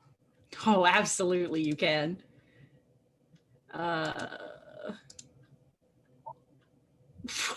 Weird. I'm impressed. I'm gonna take it as like a denialism kind of thing. Yeah. So you're doing emotionally fairly well, but it is becoming very, very evident that the fog is getting darker and darker, and you can almost feel it against your skin. Like that pressure isn't even a visual pressure. It's becoming very, very physical, and it's becoming harder to move. But right now, you're able to find something to focus, whether it's the bricks in the wall, the cracks in the pavement, you know, how sidewalks are separated. You can count those, whatever it is that Joe needs to keep her head on. Oh, absolutely. She is like against the building wall, like counting bricks, probably. Yes. But nothing of import happens during that time. It just becomes darker and darker. Is there anything else that you do or you look for or you try and grasp for? I feel like it probably she's just like single-minded, like I just have Get to out of town. find a Get out way of town. out of Get this. out of town. All right. Let's move on to Faye. Faye, your god has kind of given you some comfort and has provided you with these items. You know that from your fall there was a pub or a tavern in town. You were heading towards that. Is that correct? Yes. So I'm heading to where as you approach it, you see the last thing that Tom saw. There seems to be a crowd of shadowy figures around, mostly milling around this pub outside of it. But they kind of flicker in and out of existence. They don't really hold a sense of corporeal body. They kind of, it's almost, it gives you the impression of old VHS tapes being rewound and played back and forth over and over and over again. okay. And for some reason, you know what that is. Okay. Does that bother me? Or am I just like That's up to oblivious? you. Would that very mortal, normal thing kind of like eat at you, or I think she would think that there's a reason I know that. There's a reason I've been given that knowledge. So all right. she's gonna walk through this crowd because she's gonna assume that they're not really there, just like Mare was, and head to the door. And you go to open the door. Yes. You find that the mist is the only corporeal thing around this building, and you cannot reach the door. Can't reach it all. Well, you can. You just can't reach the knob to turn the door to open it. Is there a window? There is a window. And through the window, you see the same thing that Tom saw. You see a bartender wiping glasses and a band setting up to play music. I'm gonna punch the window. We all choose violence. Never doors. The window is absolutely unbreakable. You feel like you're hitting smoke with a little bit of resistance. And the more attention that you show this window, the more the shadows have sort of stopped aimlessly milling around and have started to watch you. I'm still holding the pint of beer. Does anything happen if I sort of They just act like waft it near it? ghosts. They don't seem to be changed or adjusted by your beer at all. And the beer itself does not change either. Okay. You shouldn't have beer out in public. That's illegal. Can I have you roll sharp? And then we'll come back to you.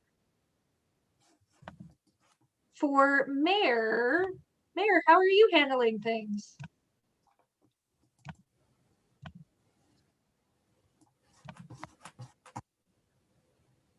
Raven? Microphone was muted. Oh, Sorry. I was like, did my audio Nope. So I have an idea. Mayor's doing okay for the moment. I have an idea that I shared with the class while you were not at your computer. So I will share it again. So the idea is for Mayor to do big magic, and with I think the component that she would want to use is just like her own blood essentially. So taking harm to make magic bigger. Um, and she wants to try to like do a broadcasting on all frequencies type of thing to make herself like a a way for everyone to communicate. So like a psychic link kind of a thing. Okay.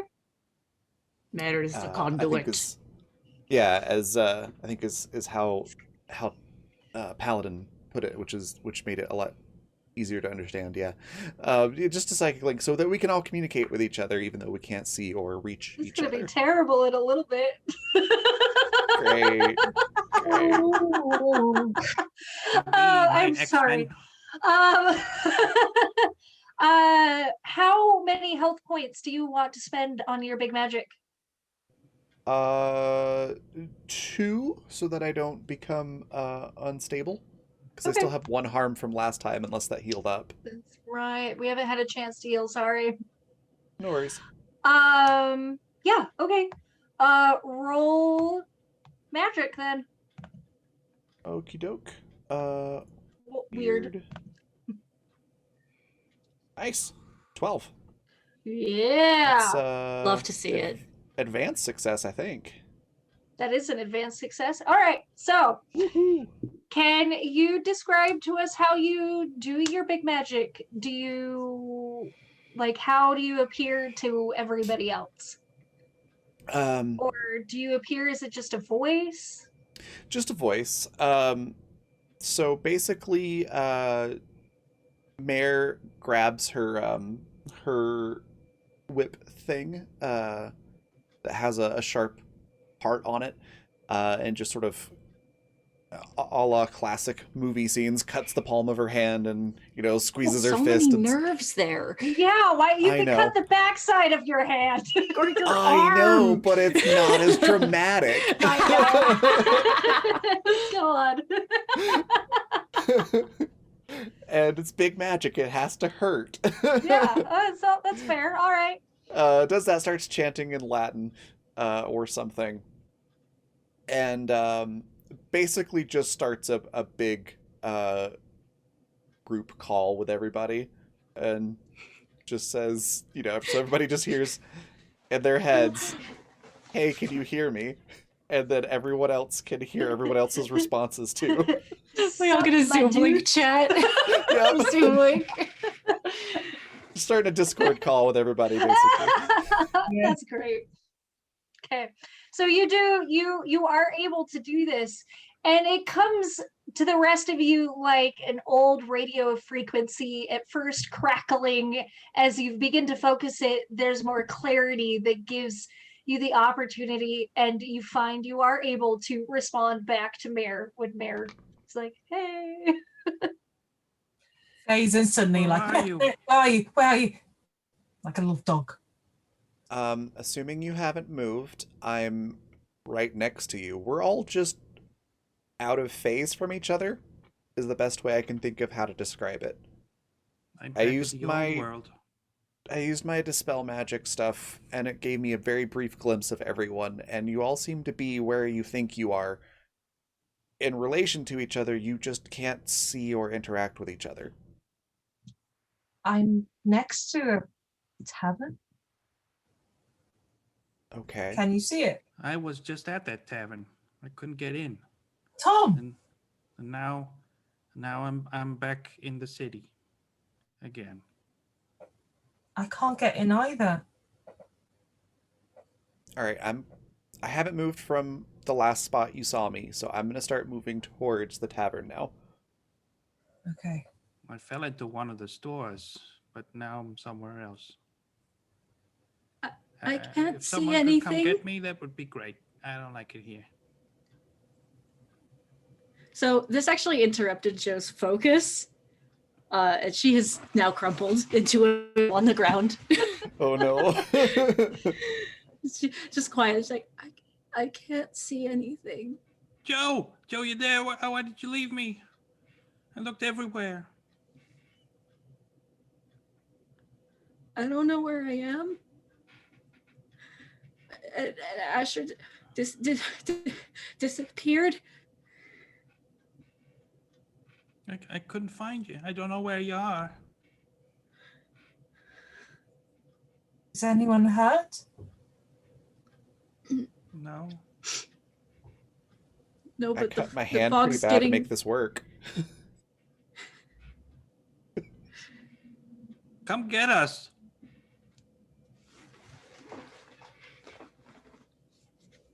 the fog is getting really thick. What was the last thing that you remember seeing? The building Tom went into, I guess. But I'm Okay. not there anymore. Which one? The office one where I got the food and then you were gone? You were gone. No, you were gone. You never came back out. Heck, I did. I got all that food for you, and I was so excited to show you, and then you were gone. You're not gone. You're in the same place. You just can't see or touch each other. Can you find the tavern? There's a guy in there and a band, but I Yeah. can't get Oh. in. Was Good the strangers, tavern? this can only go well. Was You the can't tavern get near inside. the We office? outside? Hmm?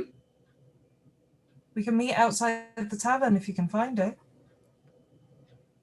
Where was it in relation to the office? It's in the center of town. I figured you and Asher went away and left me for no reason, and I thought maybe you went into town to explore, and I looked everywhere, and I first I went to the center of town because that's obviously that's where you're gonna go, and then I saw the bar, and I thought, oh, maybe they went in there, but maybe you were in the back. No. I found the food you dropped. Did you eat? Was it good? No, I was busy looking for you. Oh. Okay, I'm gonna turn around and try and come back now. No Yeah, one I'm disappeared on stuck. purpose. I'm stuck here where I am. So. I Where don't are know. you? Well, I was trying to get into the bar thing, and but it didn't work, and I got thrown into a store, and it had stuff. But now I'm back in the city where we started this whole thing. Where Okay, I I'm started gonna this come whole back. thing. I'm gonna come back to the office. Can you try and meet me out front? No, I'm stuck. I can't go anywhere. I'm just in this freaking room again. Why with are you Bernice. stuck? It's okay. It's okay. We're here. Like you can still hear us. Yeah. So maybe I'm not all the way back in the city. But I think No. you're gonna have to come find me though. I can't get out of this place. Okay, we're all gonna try and find each other, and then we'll come get you. Okay? Okay. And You're Joe not is like Finish call Joe is like crawling, like turns around and starts like she's not standing up yet. She's just crawling back. Joe's poor knees. Mayor's gonna just recommend, like, all right, if you don't know where you are, if you're inside, start feeling for a wall and then follow that until you find a window or a door. If you're outside, try to go towards the center of town if you can. Look for a road or a curb or something like that, and then you can follow that. Uh, have we heard anything from Mao or Asher? It would take some time, but very distantly, like after Mare is done explaining for Joe how to get back to where she needs to be. You hear very distantly, almost like they're out of service. You hear Joe, Tom, I I don't I lost you guys and I don't know where you are, and Joe disappeared, but now I can hear your voices. And it's Asher's voice. I just want to put T's in that name. You can hear them, but they go in and out like they're fading. Their connection isn't very strong. Okay. Get to the center of town, newbie. Tom feels better enough to make fun of Asher. Okay, I'll try and find it. Now you don't hear anything. Is it getting dark for anyone else? I can see a fog.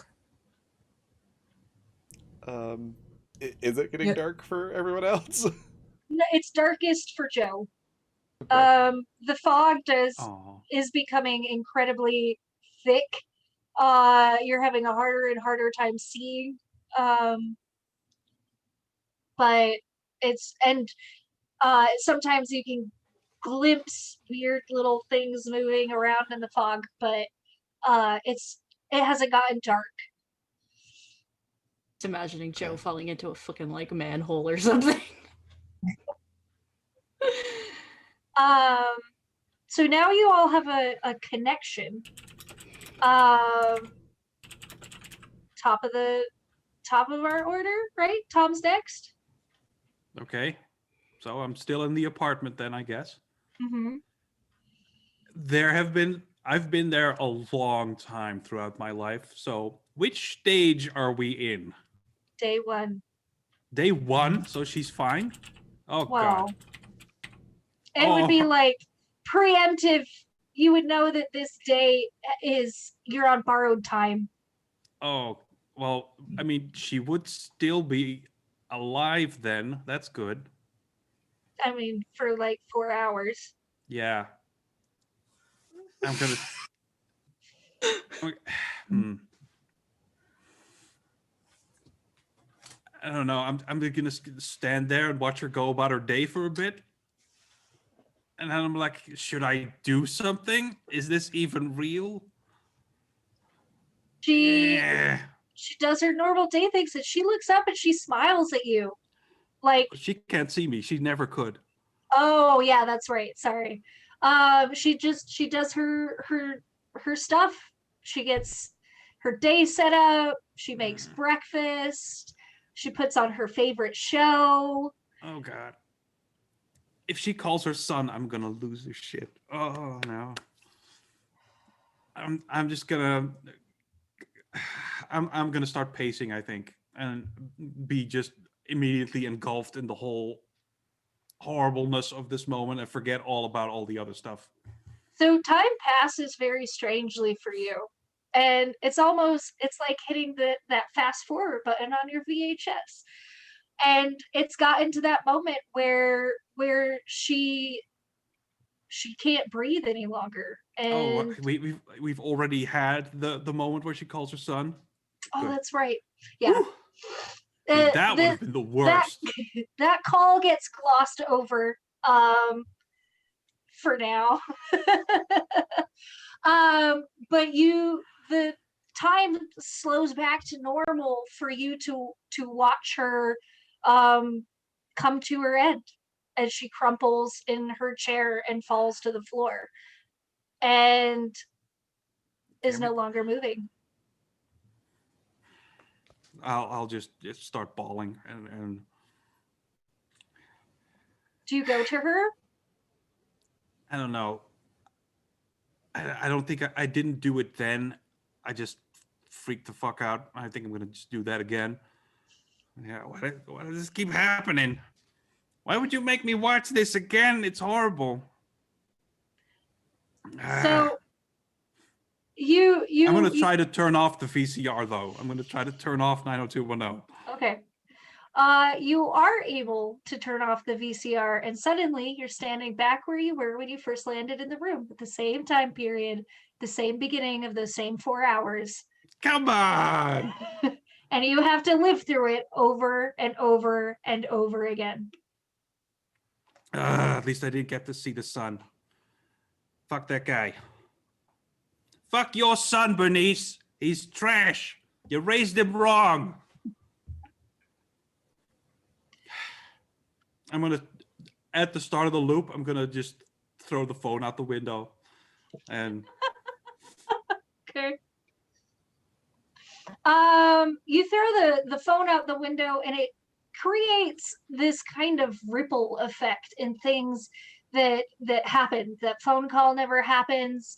Her episode is finished, and instead she goes to bed, where she passes away quietly.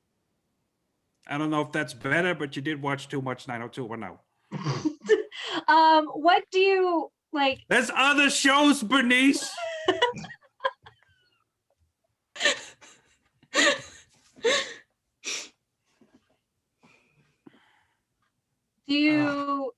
So she has this time gone to her bedroom where she does not wake up.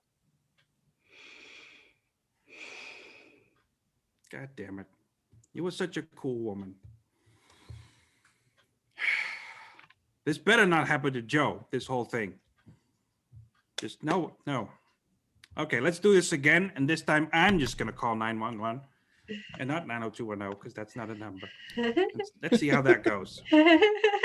All right. So you go to try and reset what is going on, and for a moment it just sort of hiccups, but the scene doesn't change. Oh, we're stuck like this now? Do Yes, we're back you in the worst part. what do you do with your new, I guess, sort of adjusted environment?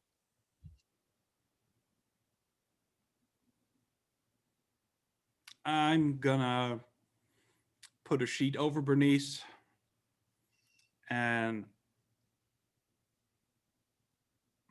I think I'm gonna write a note to her son to tell him what a douche canoe he is and how his mom's awesome.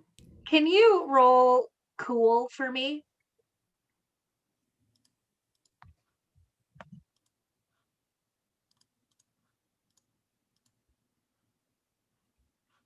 So when you go to pull the sheet over Bernice, you know, for a moment you were okay. You had a plan. You're going to figure it out. You were going to get out of here. But when you go to pull the sheet over Bernice, you realize that it wasn't Bernice who passed away in the bed. It was Joe.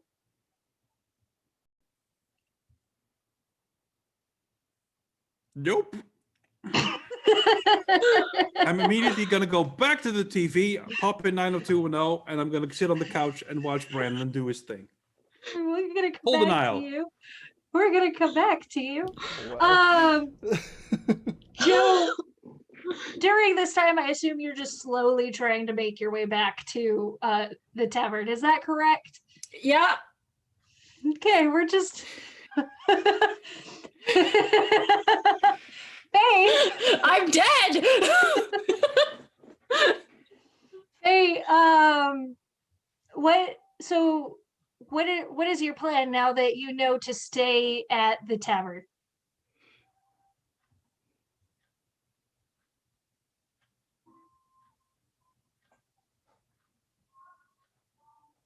Oh. Sorry. Just zoned out there for a minute. I do that often. Okay, so saying where I am is the center of town, right? Yes. It is. Okay. So I'll stay where I am and wait. I'm listening in. If can we still hear each other? Yeah. Yeah. So would we have heard Tom's reaction? That's up to Tom. You're muted. I'm sorry. I know, it's awful. I don't think I would have heard them, but I think they might have picked up like some phrases and just my general sense of unease and horror.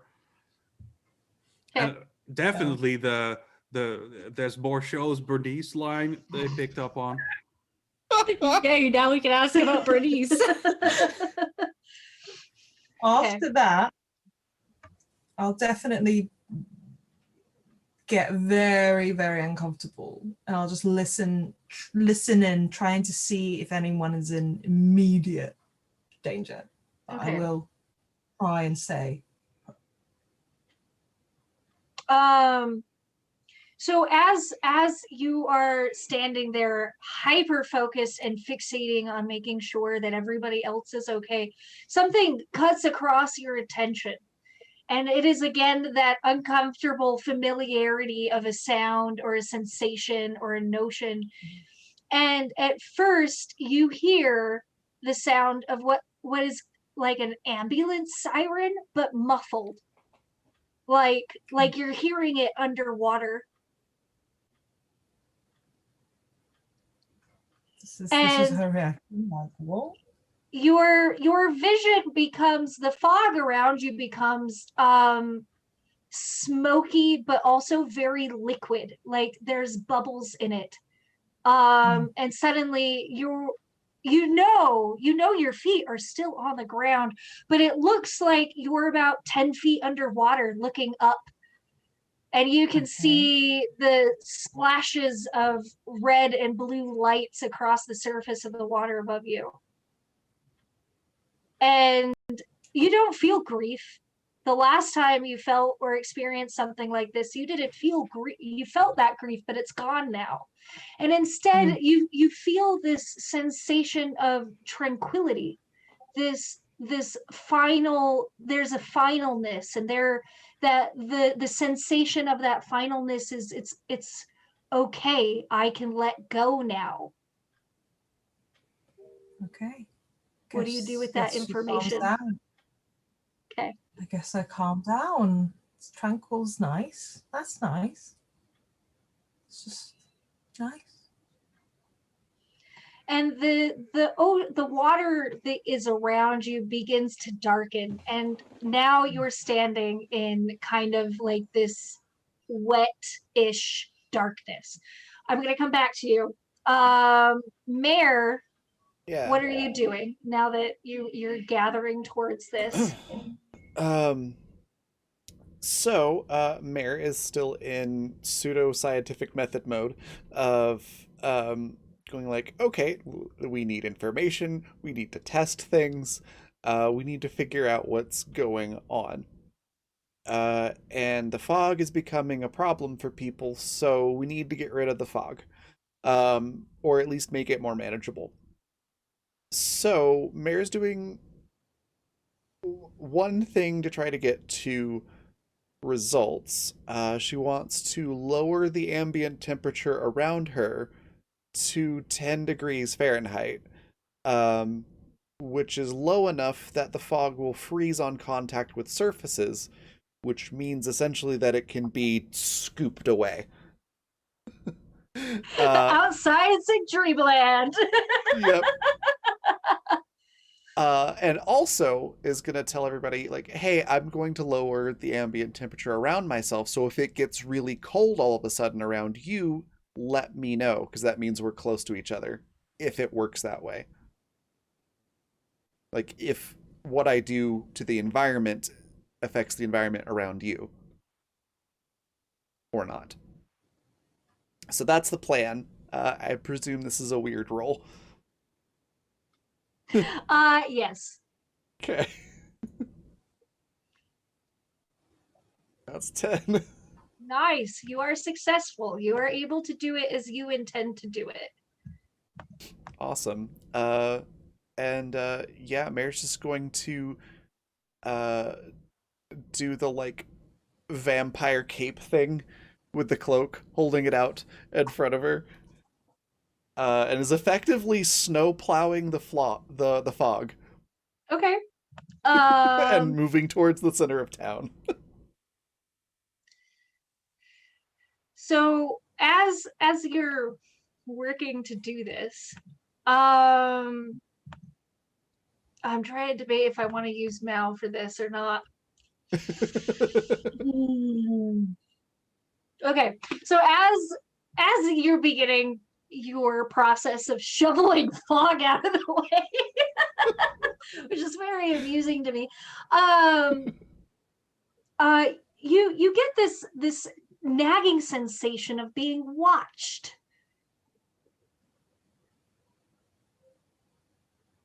And like it almost becomes insistent. I mean, but you've always been watched. There's always been somebody looking after you. Okay. Do you stop? Do you keep going? I think Mare is going to try not to wow, words are really hard at the moment. Is trying to act as if she has no idea that somebody is watching her. But sort of like heightened senses, trying to figure out where that person or thing is, but acting normal to see if whatever it is will come closer or will act. But instead of it being like, "Ha, I've surprised you," it's like, "Surprise, bitch! I was aware of you, and now I'm prepared for whatever it is you're doing."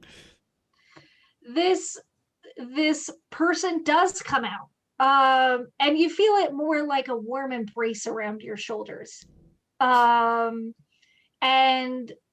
you find yourself standing, and you can see the arms of somebody wrapped around you, and in a very comforting, almost romantic way, you can feel somebody's face pressed up against the back of your neck, and you just hear them. They say, in a voice that's always felt right to you, like you find comfort in this voice, and they say, it's good to see you. I'm glad that you're safe.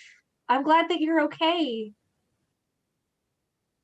I think Mare's initial reaction is gonna be like that scene in The Emperor's New Groove when Cusco's a llama and he gets touched and freaks out and is like, "No touchy." Don't touch me. Yeah. When you turn around, you see a person, but your mind can't make up what that person looks like. In one moment, it looks like Faye, because Faye is one of the only people that is really stuck to you and gotten through your barrier. In another moment, it looks like Mao, and that's like silly, goofy way that they look. And in another moment, it almost looks like Joe, or like even Tom for just a second, of just like in the way that of familiarity and comfort, and this entity just kind of like, they smile at you in the most disarming, heartwarming way that they can, and there's a part of you that is like, I've always known this person. This is my person, even though your brain can't make logical heads or tails of this person. Yeah.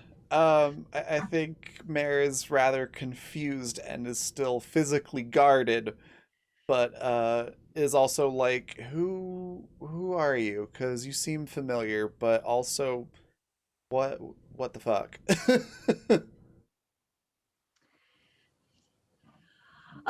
This person kind of gives you like this inquiring look of like, you don't know who I am? Well, your Like, face keeps changing, so no. I'm trying to remember the word because I was going to pull the name from the word.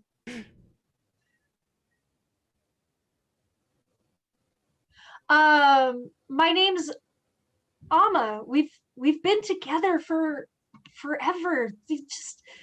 Did you get the stuff from the supermarket? And like, almost like you're no longer in the city. You're standing in like a cozy apartment. There's sun shining outside.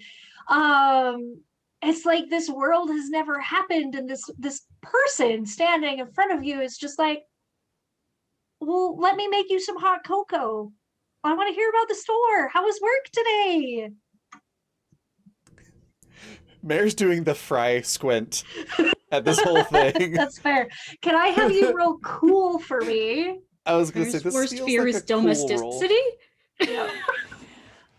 Not quite. An 8.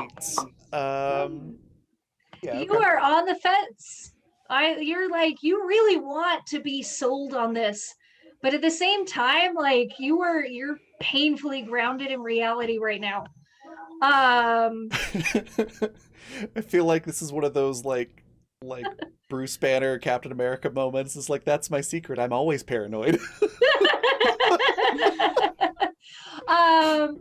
Before we jump back to Tom, you guys get on your radio, your telepathy radio.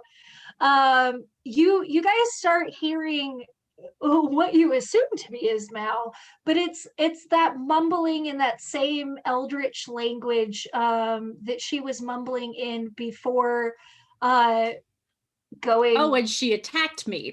demonic, or whatever y'all called it, exorcism. But it's a low, guttural, ineligible mumble of nonsense words strung together. And it starts really quiet and kind of grows a little bit. And there's not a lot of breaths for pauses, but you can pick up a rhythm from it. Almost like maybe a meditation. Let's hop back to Tom then. Tom, what's up? How you doing? Bad, real bad. I'm sorry. So, I'm in, the rocking yourself mood, and I am watching 90210, and I'm not absorbing any of the program, but it's an episode I've seen a bazillion times. So, 'cause I've Can seen I have all the you episodes a bazillion roll times. sharp for me? I don't think there's going to be much that could snap him out of it at this point, unless her son walks in. I mean, Fuck that guy. there's this nagging sensation of like you came here to do something. You had a purpose once.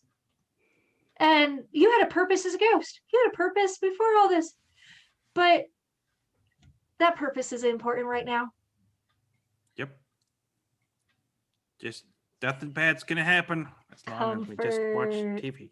Comfort. Nothing bad.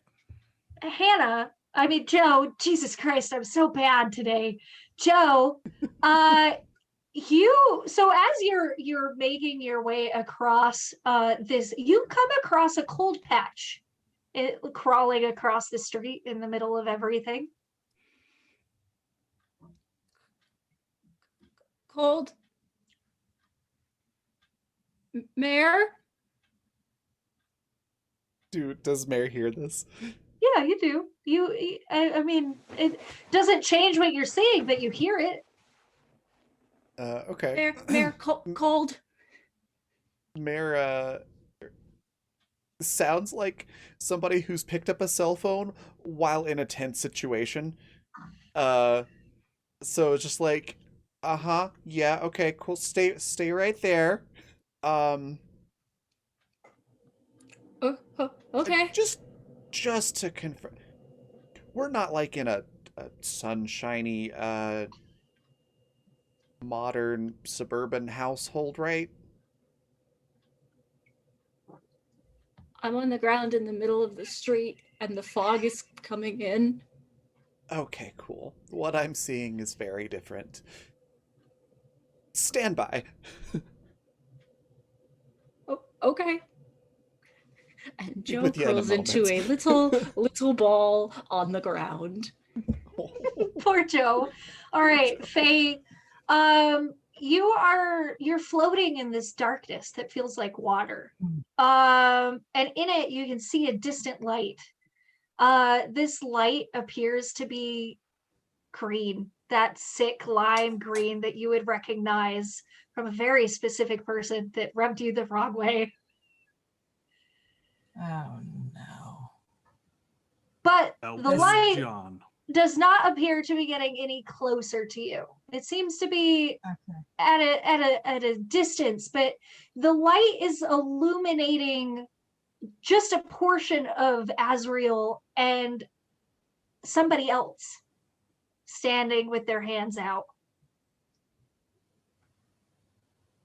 Can I make out at all who the other person is? Not at the distance that you are, but you do find that you can swim closer. I'll try and swim closer as stealthily as one can swim. You do so, and the characters, just like an old VHS, have those lines of corruption through them. Like that VHS had been damaged just a little bit. But what you see is, you're pretty sure that's you standing in front of him in that same smock from the hospital with long mousy brown hair down to however long you had it before you had memories. And you watch as you take this bead from Azrael and put it in your mouth. And you put your arms out like so. And you fall backwards. You watch yourself fall backwards and you hit the surface of something and it bubbles and splashes, just like somebody falling back into water. And you can watch yourself sinking further and further away from you. Remember, you don't have grief, but you have all of your other emotions. Yeah, exactly. So I'm just like, this is a trick. It's just a trick. I get very, very angry. Furious. Azrael looks at you, still with those glitches of like a playback, and he says, "It's only time until I get you again." And like the plug being pulled on a tub, you are sucked down through whatever this darkness is and plunged back into yourself standing in the middle of this city. And you are left with the sensation that you weren't always an angel. No, no. No. That's not me. No. And I'll like do some minor magic with my hands just to check I can still do it. Like, Yeah, you're still able to do magic. I mean, you believe that you can do magic, right? yeah. Yeah, then you can do magic. I don't like that clarifying question.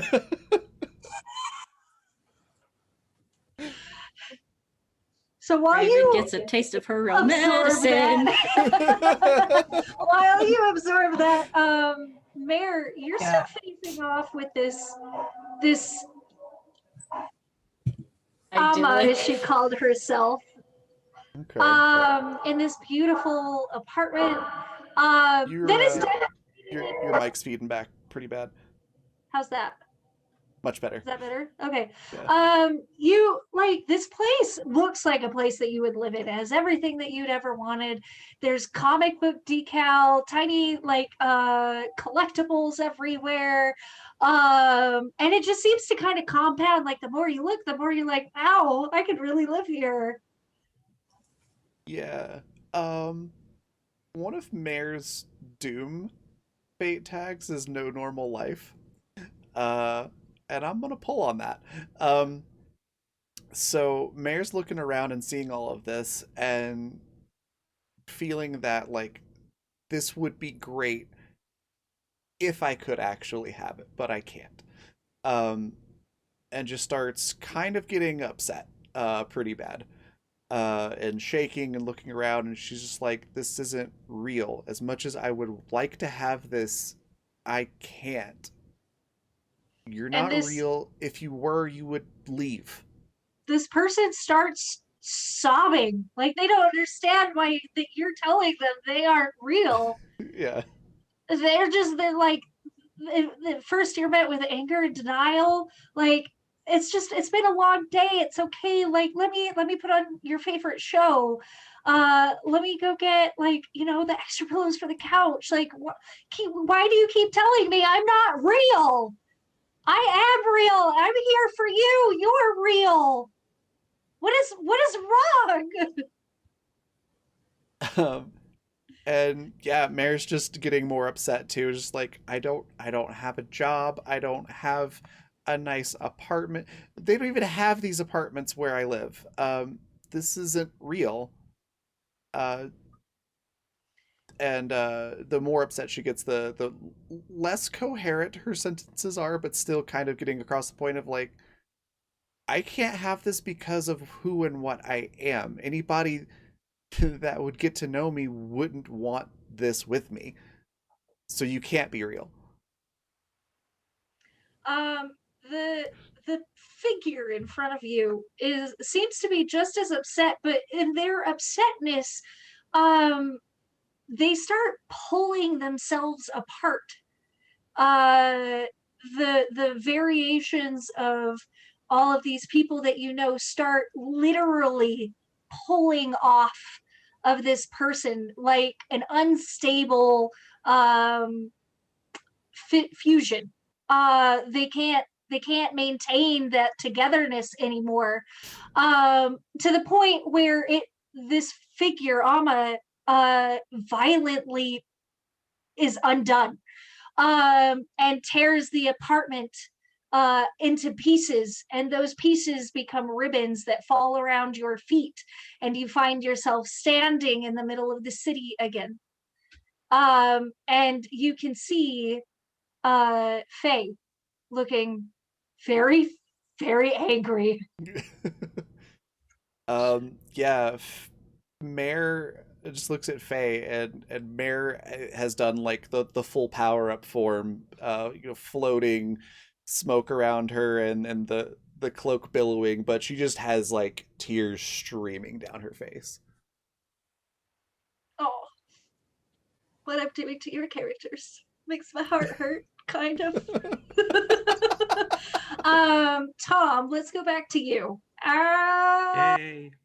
You still having a hard time, buddy? Yep. All I'm just right. going through those 4 days. So you guys can all hear Tom talking to himself over your comlink, and he's not responding to any of you. He seems to be lost in translation. Na, na, na, na. You can also hear the dull drum of Mao muttering in a different language. And you can no longer hear Asher. I did it. That's impressive. And What you is- can hear an almighty screech of rage from Faye. And Faye, you can see Mao now too. Or Mare now. Sorry, not Mao. Mhm. So I see her and I go, good, I was right. I was right. I was right. You're there, it must be right. It's right. I'm right. I was ranting in her face. I'm right. I'm right. Poor Mare. Mare's expression doesn't really change. Mare's just like, Mare can't come to the phone right now, but you're welcome to leave a message, and she'll ignore it. All right. Joe, you're in the fetal position. You can't move. There is this exhaustive weight of darkness that has just like clung to you. It feels like you're trapped. You can't go anywhere, and Everyone's it almost voices are echoing. like there's so much going on in your head, and you're finding it harder and harder and harder to breathe.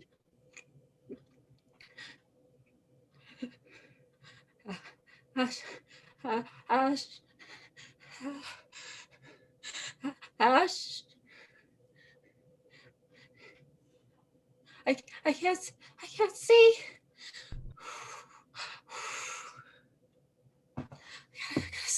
Slow.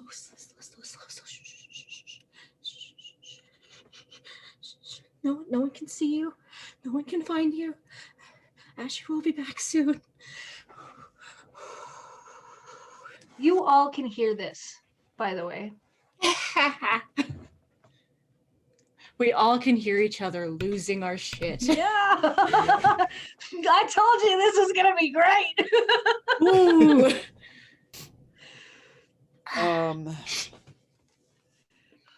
Are you cool if I roll cool to see if Mare is ready Yes. to Go for it. interact with people again? Yeah. I might be too if Joe's freaking out. Do it. Do it. See, Roll20 knows that I want just one failed roll and is refusing to give it to me now. Nope.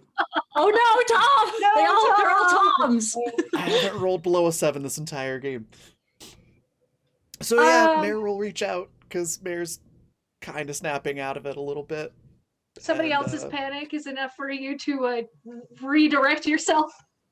God, Mare's me. Relatable. So yeah, Mare just sort of reaches out to Joe through the link and just like, we'll find Asher. You're okay. Faye and I seem to have broken out of whatever this is. We'll figure out how to get you out of it. Everything's getting smaller. It's not real. It feels incredibly real, but it's not. Just It's breathe, not real. close your eyes, and breathe, and we're coming for you.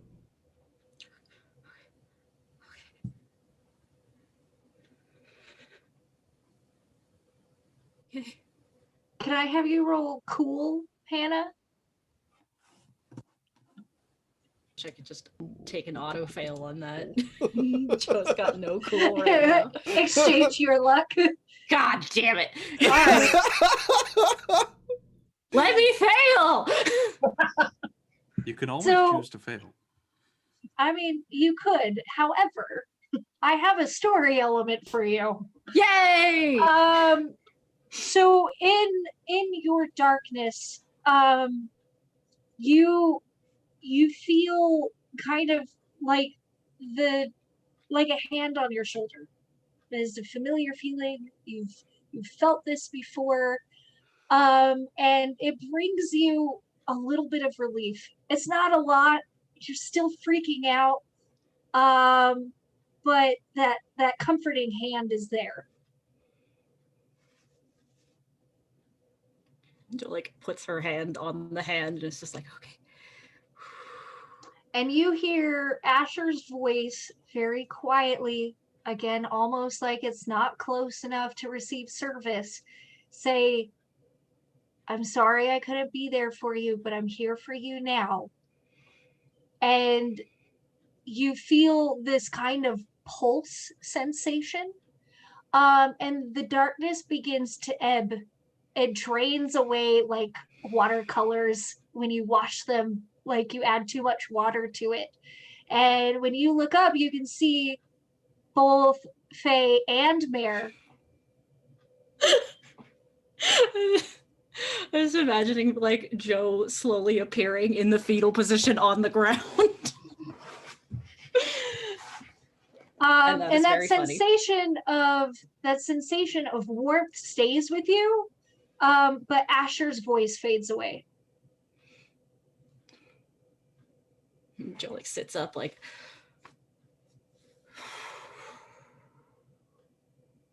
See, No. it's real. Mare will put like a hand on Joe's shoulder. well, that sucked. Yeah, tell me about it. All right, I'd rather Paladin. not. I mean, don't literally tell me about it. No, these horrible things go in the bottle, and we cork it up and we push it deep down inside because that's healthy. Mare's Then we throw the basically bottle saying in the that. water. Yep, that's how healthy people deal with it, right? Yes. Paladin, you Yeah, failed your that's not cool healthy. roll. I sure did. So you're kind of descending into this sensation of madness. I'm fully locked into just sitting there. Your show The is show, playing, That's it. and in your peripheral vision, you can see that 4 hours stint replay over and over Days. and over and It's 4 over again. days. But you can see Bernice, right? Bernice. Oh, that one. Okay, yeah. You can see her go about and prepare her breakfast and replay these situations over Is the and call over to her again son in around there you. now? Because Yes, that's we can do that's that. really the worst part. And Yeah. No, I'm just trying to block it all out because it's just the worst. so from the, I have to pull up some notes so that I can actually do the theatrical version of this. Give me one moment.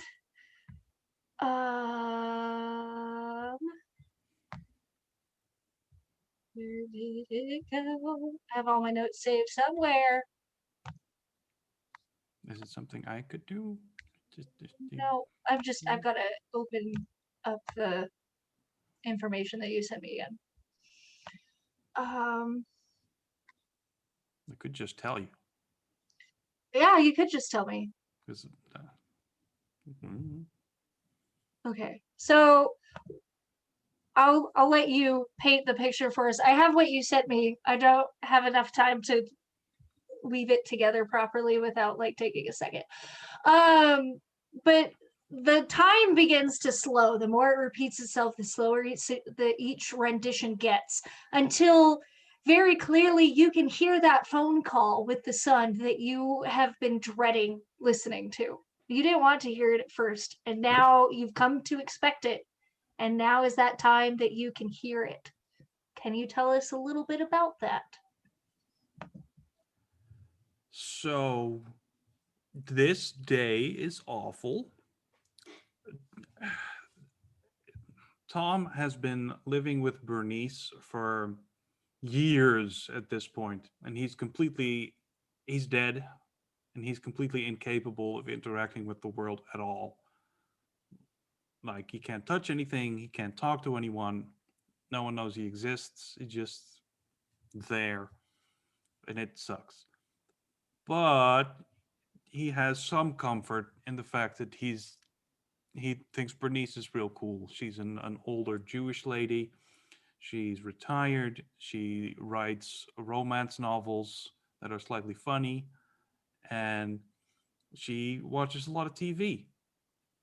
And Tom watches with her, and that brings a sort of comfort. You know, he projects a lot of stuff onto her, and it's nice. And at some point, Bernice starts to have a heart attack, and that's not an instant thing. You know, there's a buildup, and she calls her son to see if to tell him that she's not feeling well, and she wants him to come and bring her to the hospital.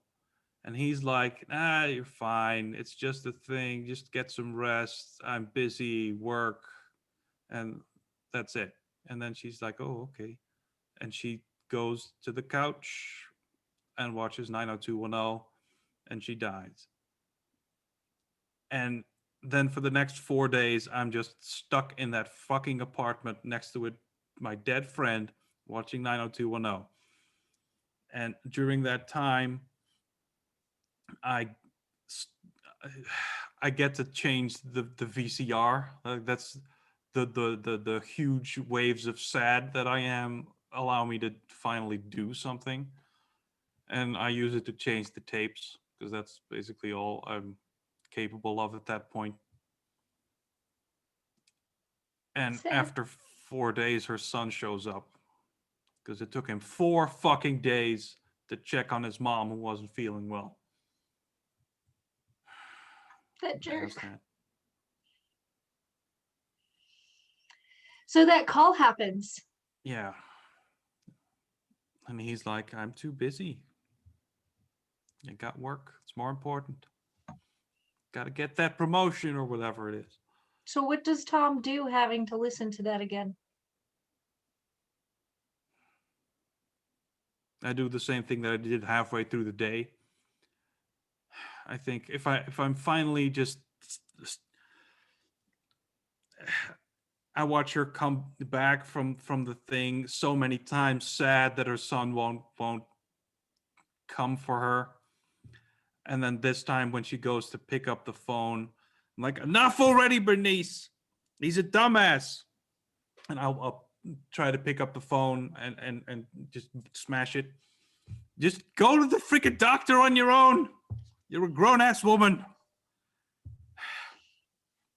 You are able to knock the phone out of her hands. You don't have to wait for your stupid son. You can just go. And I'll go to the door and try to just open it so she You are knows. able to open the door. And she just looks alarmed. She's just like, oh, oh, oh. Just freaking go to the hospital, you dumbass! But I don't know how Go. to get there by myself, she says Son of to a herself, bitch! not able I'll to hear possess you. her. Yes. So you go to possess her, and it's effective, but the moment you step into her body, it's like you're stepping off the sidewalk curb and you can see the rest of your people. Huh. Joe, you're alive. Oh, go over there. Ah! And I'll dive through you. Fuck!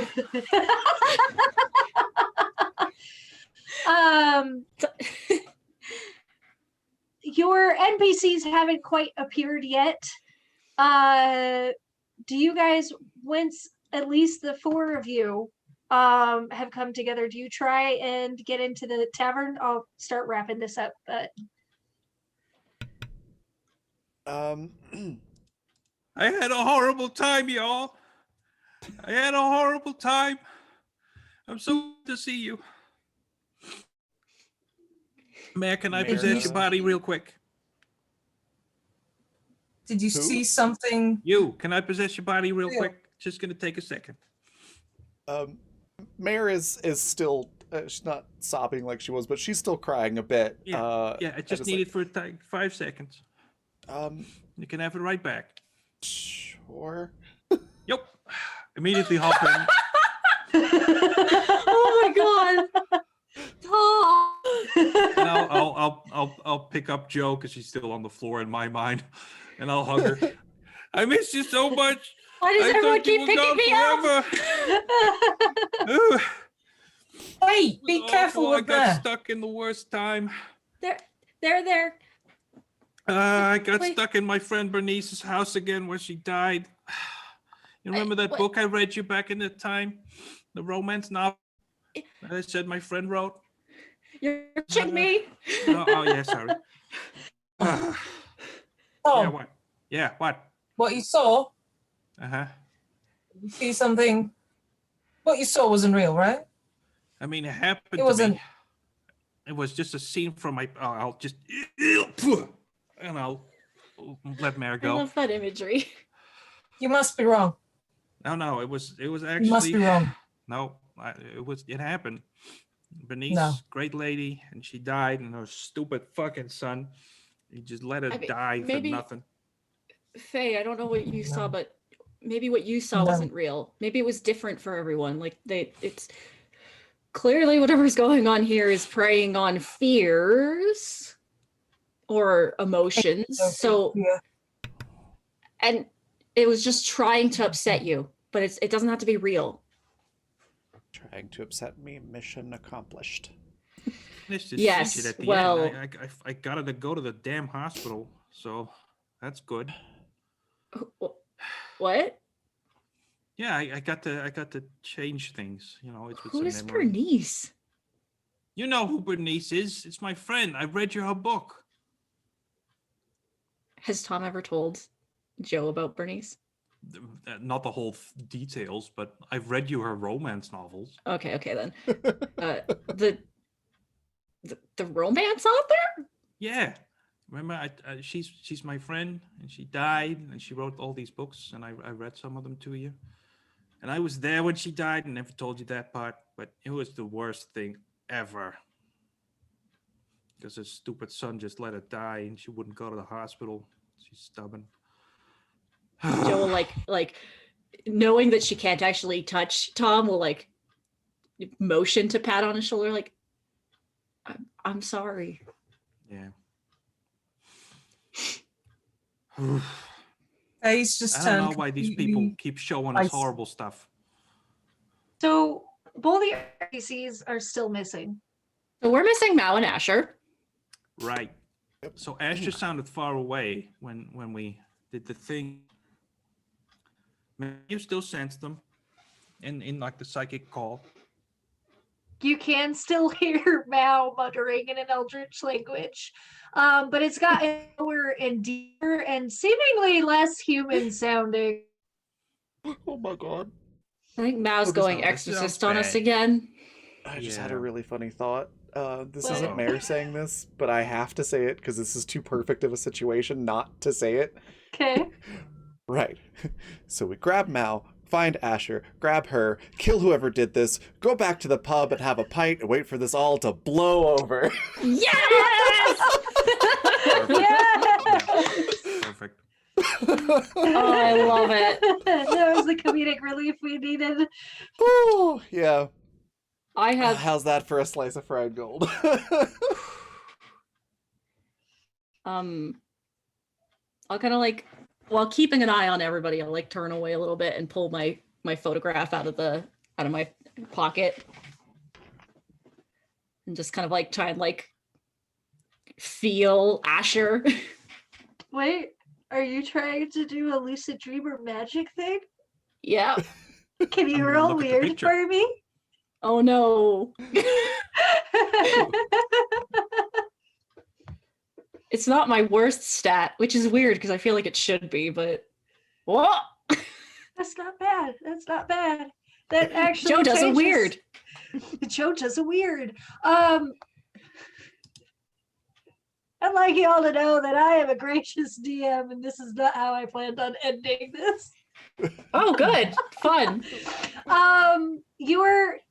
Your magic, you calling upon the weird for just a moment, not only sends a slight ripple through the fog around you,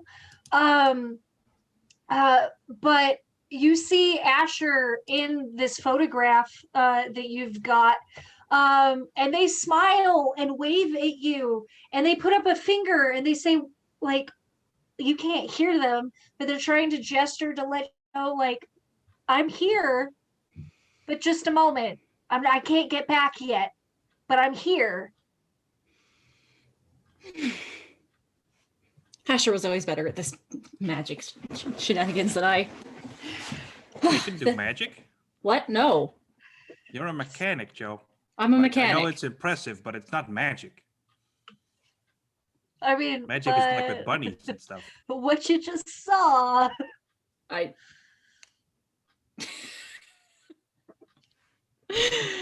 yeah, so Joe, feeling reassured about Asher, will put the photograph away. Okay. Do you guys approach the pub or do you wait for Mare? Or Mao, sorry. We really need to find Mao. Yeah. You can attempt to do the magic again, or you can wait Mao out and see what happens. They will just try something. Okay. She wants to do a thing. inhuman things. Okay. So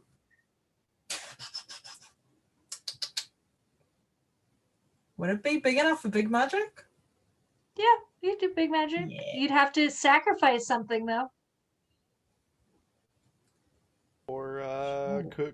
could having help? Yes, help work? would also I manage. I think she would sacrifice something. Okay, I tried.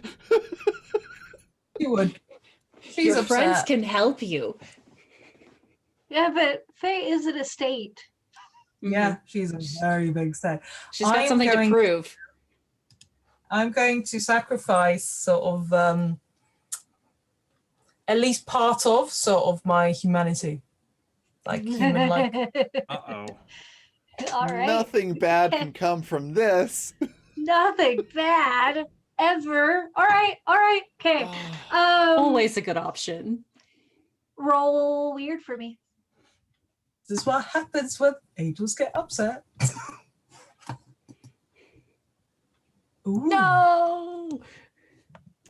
Okay. Luck is a thing. Just throwing that Oh out yeah, No, you do no. have luck. This is how we level up. Kind of want to see what happens. There we All go. Okay. Oh no. Oh right. Okay. Hold on, I gotta think of this, and we'll end with this. Just a moment. Go away. I'm gonna counter Oh, roll you with speak French. Mao too.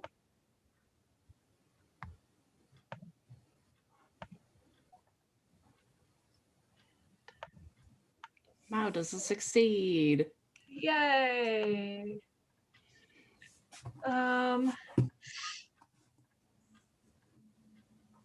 Okay. All right. So you call this big magic.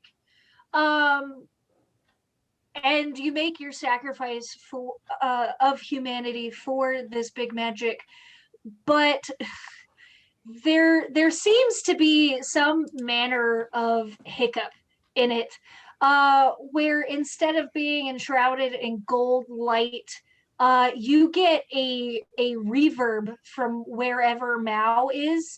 And it turns that gold, what is usually golden light, into a twisted mass of darkness, which, as just as it did with the gold light, the darkness begins to kind of fall over your shoulders and enshroud you in kind of like this aura shell. And you are just filled with that anger sensation. Like, it builds and it grows to a point that you cannot think rationally outside of that anger. But in that anger, you do see something. You don't see the others as you're pulled through, and as you step, you kind of make a step towards, you make a step towards whatever this thing in the darkness is. You do not realize that it's Mao. I mean, what is mostly left of Mao in this state. And they look up at you, and all you have is this anger and this desire to attack them. And that's where we'll end today. What was your suggestion, Paladin? I thought the way this could fail was her sacrificing a part of her angel self and not her humanity. Oh, dang, that would have been a good idea.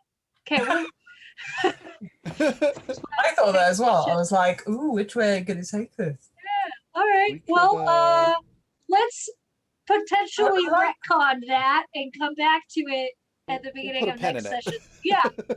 I'll talk to Anita about it. You don't have to retcon it. Just I'm morbidly curious as to okay. So instead of that human part of you, that angel part of you comes through, or is what you give up for this botched magic. And you see Bear specifically, you would notice this just bore Anina kind of slipped into the inky darkness that you now associate with Mao, is that she doesn't seem as lustrous as she used to. All of these anal components look more like they've been stitched together or are costumey, rather than that incredible illustrious dream vibe that Faye gives off. But it's not complete. Like, it's not that she's just suddenly wearing a costume. It's just something just doesn't seem right. She no longer feels as comforting as she did, or as warm as she once did. And you notice that, and you make that click right as she slips through that inky darkness. Oh, good. Thanks. Is that all right? Yay! Yeah. That's great. Oh, Cool. That was fun. Yeah. I don't know if I didn't even fail once today. Same. Impressive. I leveled up, and I'm one away from leveling up again. Yay! I failed all a the lot. failures. It's all those sharp I rolls. had one failure, but it's a dramatic one, which I is just wanted one. Troll. Whew, that was some heck of an episode. I had to go through all that stupid backstory stuff again. Ouch. I'm sorry. You guys are amazing players. I love you all. I didn't even get to the end Same. where he murders her stupid son. Oh, I know. God. What? There's so much to unpack. I was like, maybe we could do this in layers. Yeah. And I Yeah. thought I had a cool backstory. Oh goodness. I'm so excited for everyone's backstory. Like, You all y'all have are great all backstories. amazing.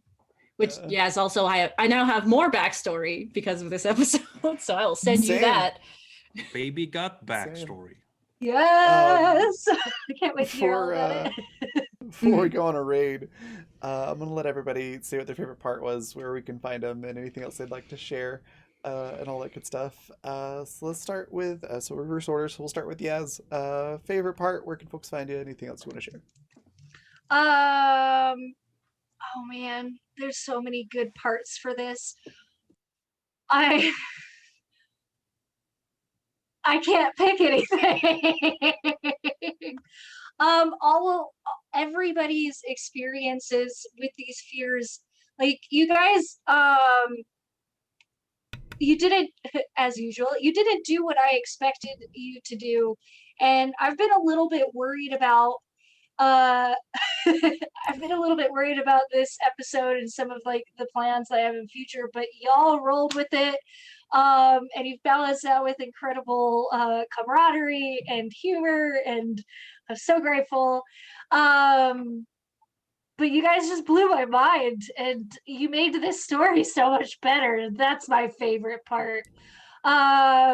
If you're interested in future Beyond the Wall endeavors, such as the comic or any of the future chapters, I'm posting in chat here the Twitter account for the author.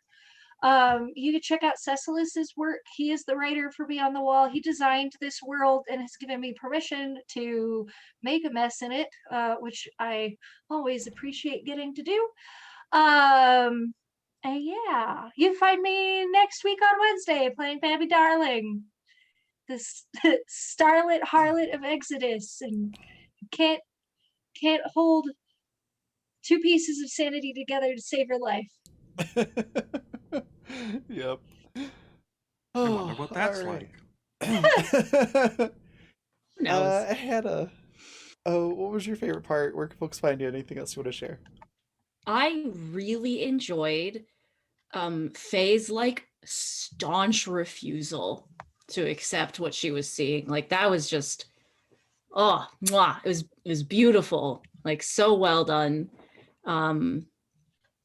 But like in general, getting to hear little bits of people's backstory, I'm like, ooh, I'm gonna take these little tidbits. I'm so excited for all this stuff to come out.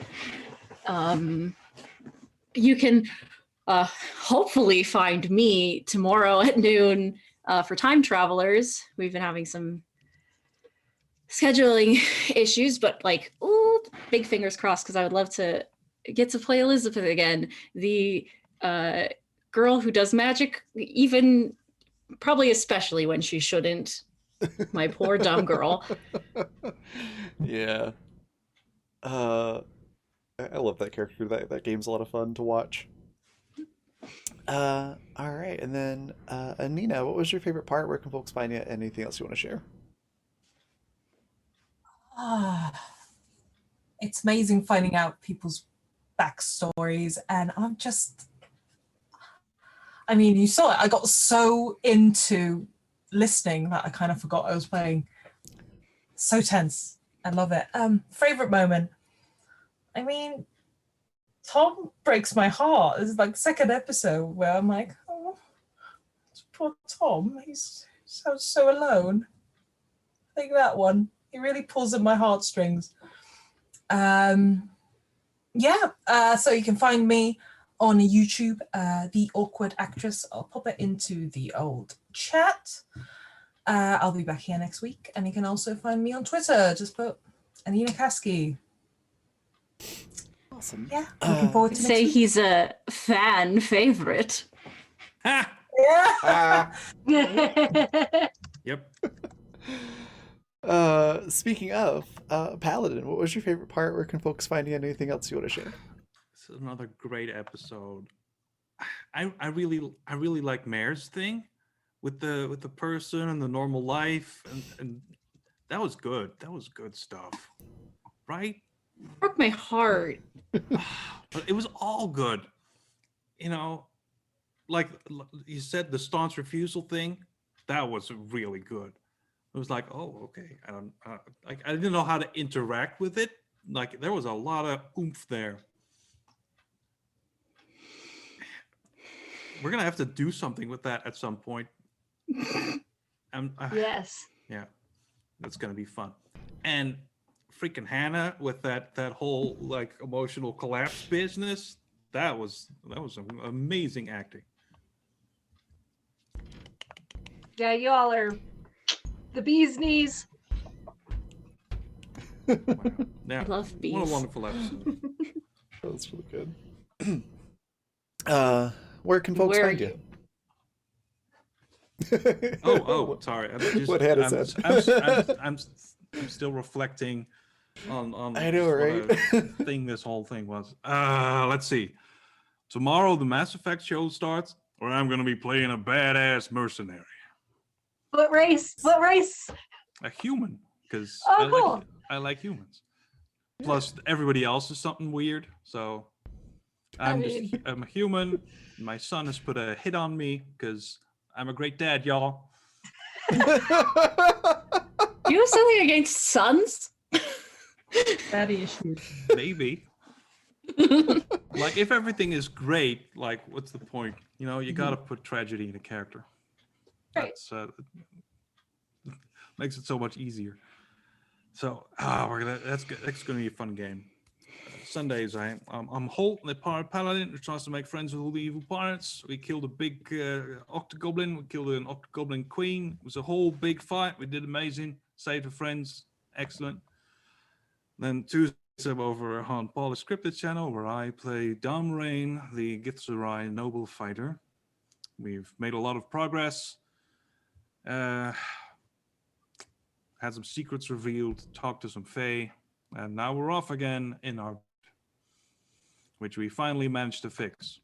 I know how to operate a boat. Yay. So we didn't have a TPK in the one game. Yeah, we didn't. Went Keep amazing. promising us. Yeah, I did keep promising, but nope. We're set up for failure, but somehow we pull through. And a lot of that is chat donations, which is like, oh, we rolled a 1? No, we didn't. That's Well, been happening a I lot need in some water. downtime after so this I game, get y'all. that. Oof. I know. If you guys need anything, message me. I could hang out and let me know if y'all need like some reassurance or something. I feel great. Oh, good. Yeah, I'm just gonna go like cry for 30 minutes and then I'll be fine now. But I first, should you be have to fine. tell us what your favorite moment is, Raven. Yeah. My favorite moment, I really enjoyed being able to approach this from like a different perspective than I usually would with a magical character. Uh it's one of those things where the character just sort of has a mind of their own and takes over.